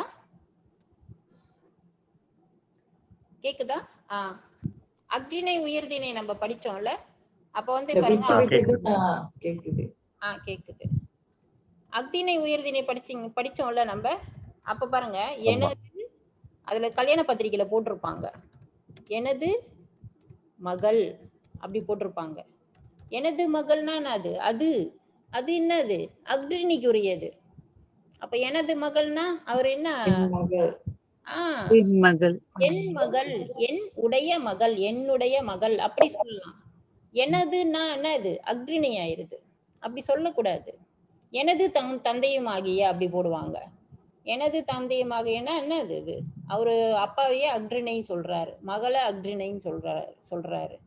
அந்த மாதிரி போட்டுருவாங்க. கீழே தாத்தாமார்கள் பாட்டிமார்கள் போடுவாங்க. பத்திரிகை அந்த இருந்து பாத்தீங்கன்னா கீழே வரைக்கும் தப்பாதான் இருக்கும். நம்மளுக்கு வந்து திருமணம் வந்து என்ன செய்யறாங்க, அவ்வளோ செலவு பண்ணி செய்யறாங்க. ஆனா அதுல எடுத்து நம்மளுக்கு இதெல்லாம் நம்ம மாத்தணும். இனிமேல் படிச்சா மாத்தலாம். மத்தவங்கள திருத்தத்தை விட நம்ம படிச்சதை வந்து நம்ம செயல்பாட்டுக்கு எடுத்துட்டு வந்தாலே அதான் நம்ம செய்யணும். வேற என்ன செய்யறது? நம்ம யாரும் சொன்னா கேட்கும். நம்ம செஞ்சுட்டு நம்ம போயிட்டு இருக்க வேண்டியதுதான். அதான் நம்ம செய்யணும். நாளடைவுல நம்மளோட மாற்றத்தை பார்த்து மத்தவங்க மாறுவாங்க. அதான் அப்படிதான் நம்ம போயிடணும். இல்ல நம்ம மத்தவங்க கிட்ட வந்து திருத்த முடியாதுல்ல. அதுதானே ஒரு நம்ம அறநூல்கள் படிக்கிறதுல அதானே வருது. யாரையும் நம்ம வந்து திருத்த முடியாது. அவங்களாதான் திருத்த முடியும், அவங்களா உணர முடியும். சோ அதனால நம்ம வந்து சொல்றத சொல்லிட்டு நம்ம நீங்க ஏற்கதும் ஏற்காததும் உங்களோட எனக்கு இன்னொரு கேள்வி இருக்கு. சொல்லுங்க. இப்ப நம்ம இத பாடம் படிக்கிறோம். இத நம்ம இப்ப நாலடியார் நம்ம படிக்கிறோம். அது வந்து நம்ம எந்த அளவுக்கு எந்த ஆழத்துக்கு நம்ம படிக்கணும்? இதுல நம்ம பாடநூல்ல ஒரு 4-5 பாட்டு கொடுத்திருக்காங்க. நாலடியார்னா இதுதான் அப்படின்னு கொடுத்திருக்காங்க. அது வரைக்கும் வந்து நம்மளுக்கு பாடல் வந்து படிச்சுட்டு நம்ம அப்படிதான் வருது. அதுக்கு அடுத்து நான்மணி கடிகை வருது. அவங்க என்ன பண்ணிருக்காங்க, அந்த 17 கீழ்கணக்கு நூல்கள் எல்லாத்தையும் திருக்குறள் தவிர்த்து மற்றது எல்லாத்தையும் வந்து அறிமுகப்படுத்திட்டு அப்படியே போது போல இருக்கு. அவ்வளவுதான் இருக்கு. ஆனா என்கிட்ட வந்து எல்லாமே தொகுப்பு வச்சிருக்கேன். நான் எல்லாம் ஓய்வா இருக்கும் போது எடுத்து நான் படிச்சுட்டு இருப்பேன். ரொம்ப நல்லா இருக்கும். நான் ரொம்ப ரசிச்சு படிச்சுட்டு இருப்பேன். அது ஆனா இந்த 2வது செமஸ்டர் நீங்க எழுத வரீங்கல்ல, அப்ப வந்து இலக்கணம் வந்து உங்களுக்கு நிறைய வருது. அந்த மாணவர்கள் தான் படிச்சுட்டு இருக்காங்க. அது இலக்கணம்னா நீங்க படிச்சுதான் ஆகணும், வேற வழி இல்ல. அப்புறம் காப்பியங்கள்லாம் வருது. சோ ஆனா வந்து உங்களுக்கு வந்து கொஞ்சம் கூட நேரம் இருக்கு. அதனால கொஞ்சம் மெதுவா நம்ம நடத்திக்கிட்டு கொஞ்சம் நிறைய படிச்சுட்டு போலாம். இந்த உரை வந்து தெளிவா எழுதியிருப்பாங்கல்ல நாலடியார்லாம், அதெல்லாம் ஒரு புக்கு வாங்கி நீங்க படிச்சீங்கன்னா ரொம்ப நல்லா இருக்கும். பிள்ளைங்களுக்கெல்லாம் நம்ம சொல்லலாம். அதெல்லாம் வந்து படிச்சு என்ன பண்றதுன்னு அப்படின்னு கேக்குறாங்க. ஆனா அதை படிச்சாதான் தெரியும் அதோட இது. நம்மளுக்கு அந்த பாயிண்ட் எல்லாம் நம்மளுக்கு நிறைய வரும்.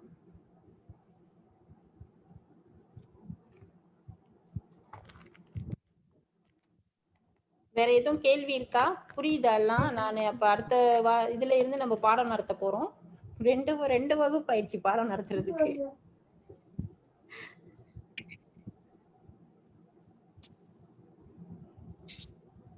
வேற எதுவும் கேள்வி இருக்கா? விடை பெறலாமா?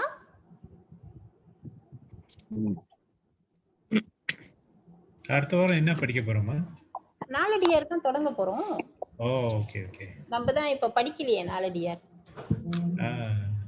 இல்ல, ஏன்னா அந்த சில இதெல்லாம் அதை விளக்கப்படுத்தலைன்னா எப்படி அது உள்ளுக்கு போறது? அதனாலதான் நான் அந்த அகம்புறம்லாம் கொஞ்சம் விளக்கிட்டேன். ஏன்னா இப்ப வந்து இந்த அறநூல்கள் படிக்க வராங்கன்னா அகம் புறம் இதெல்லாம் வந்து அவங்க வந்து படிச்சுட்டு அப்புறம் தான் இது உள்ள வருவாங்க. அந்த தமிழ்நாட்டு கல்வி பிரகாரம் நம்ம வந்து அது படிக்காம நேரா இது உள்ள வரும்ல. ஒருவேளை சில பேர் வந்து இந்த FAMPI படிக்கிறவங்க, STPM எடுத்தவங்க ஒருவேளை படிச்சிருப்பாங்க. யாரும் எடுத்திருக்கீங்களா? படிச்சிருக்கீங்களா எல்லாரும் நம்ம குழுவுல? அன்னைக்கு வகுப்புல சொல்லிட்டு வந்தாங்க மாணவர்கள், இந்த மாத்திரை எல்லாம் வந்து பள்ளி பாடத்துல இல்ல அப்படின்லாம் சொல்லிட்டு இருந்தாங்க. சரி, நம்ம அந்த கல்வி அமைச்சுக்கு ஒரு கடிதம் மாதிரி நம்ம கொடுப்போம் அப்படிலாம் சொன்னேன். ஏன்னா நம்ம தமிழ் மொழியில வந்து அந்த ஒரு எழுத்தை உச்சரிக்கிறதுக்கு கால அளவு நம்மளுக்கு வந்து ரொம்ப முக்கியமா நம்மளுக்கு கொடுத்துருக்காங்க. ஸோ அப்போ அதெல்லாம் அது இல்லாம எப்படி பள்ளி பாடத்துல இருக்குன்னு எனக்கு தெரியல. இல்லைன்னு சொன்னாங்க, எனக்கு தெரியல அந்த மாணவர்கள் தான் சொல்றாங்களா இல்ல வந்து எஸ்டிபிஎம் வரைக்கும் இல்லையான்றது எனக்கு தெரியல. இப்ப எல்லாரையும் தொடர்பு கொண்டு கேட்கணும். அது உண்மையில ஒரு ஆய்வு பண்ணி இந்த கல்வி அமைச்சுக்கு ஒரு கடிதம் எடுத்துட்டு போகணும்னு நினைச்சுக்கிட்டு இருக்கேன் நான்.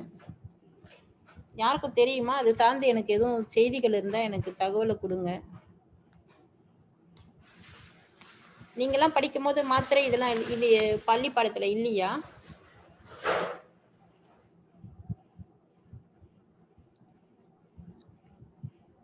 விலங்கலையோ?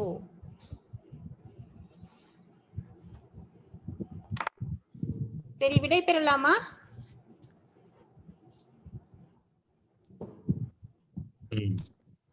விடை பெறலாமா? ஓகே ஐயா, நன்றி. ரொம்ப நன்றிம்மா. ஓகே, ரொம்ப நன்றி. நன்றி. நன்றி. நன்றி.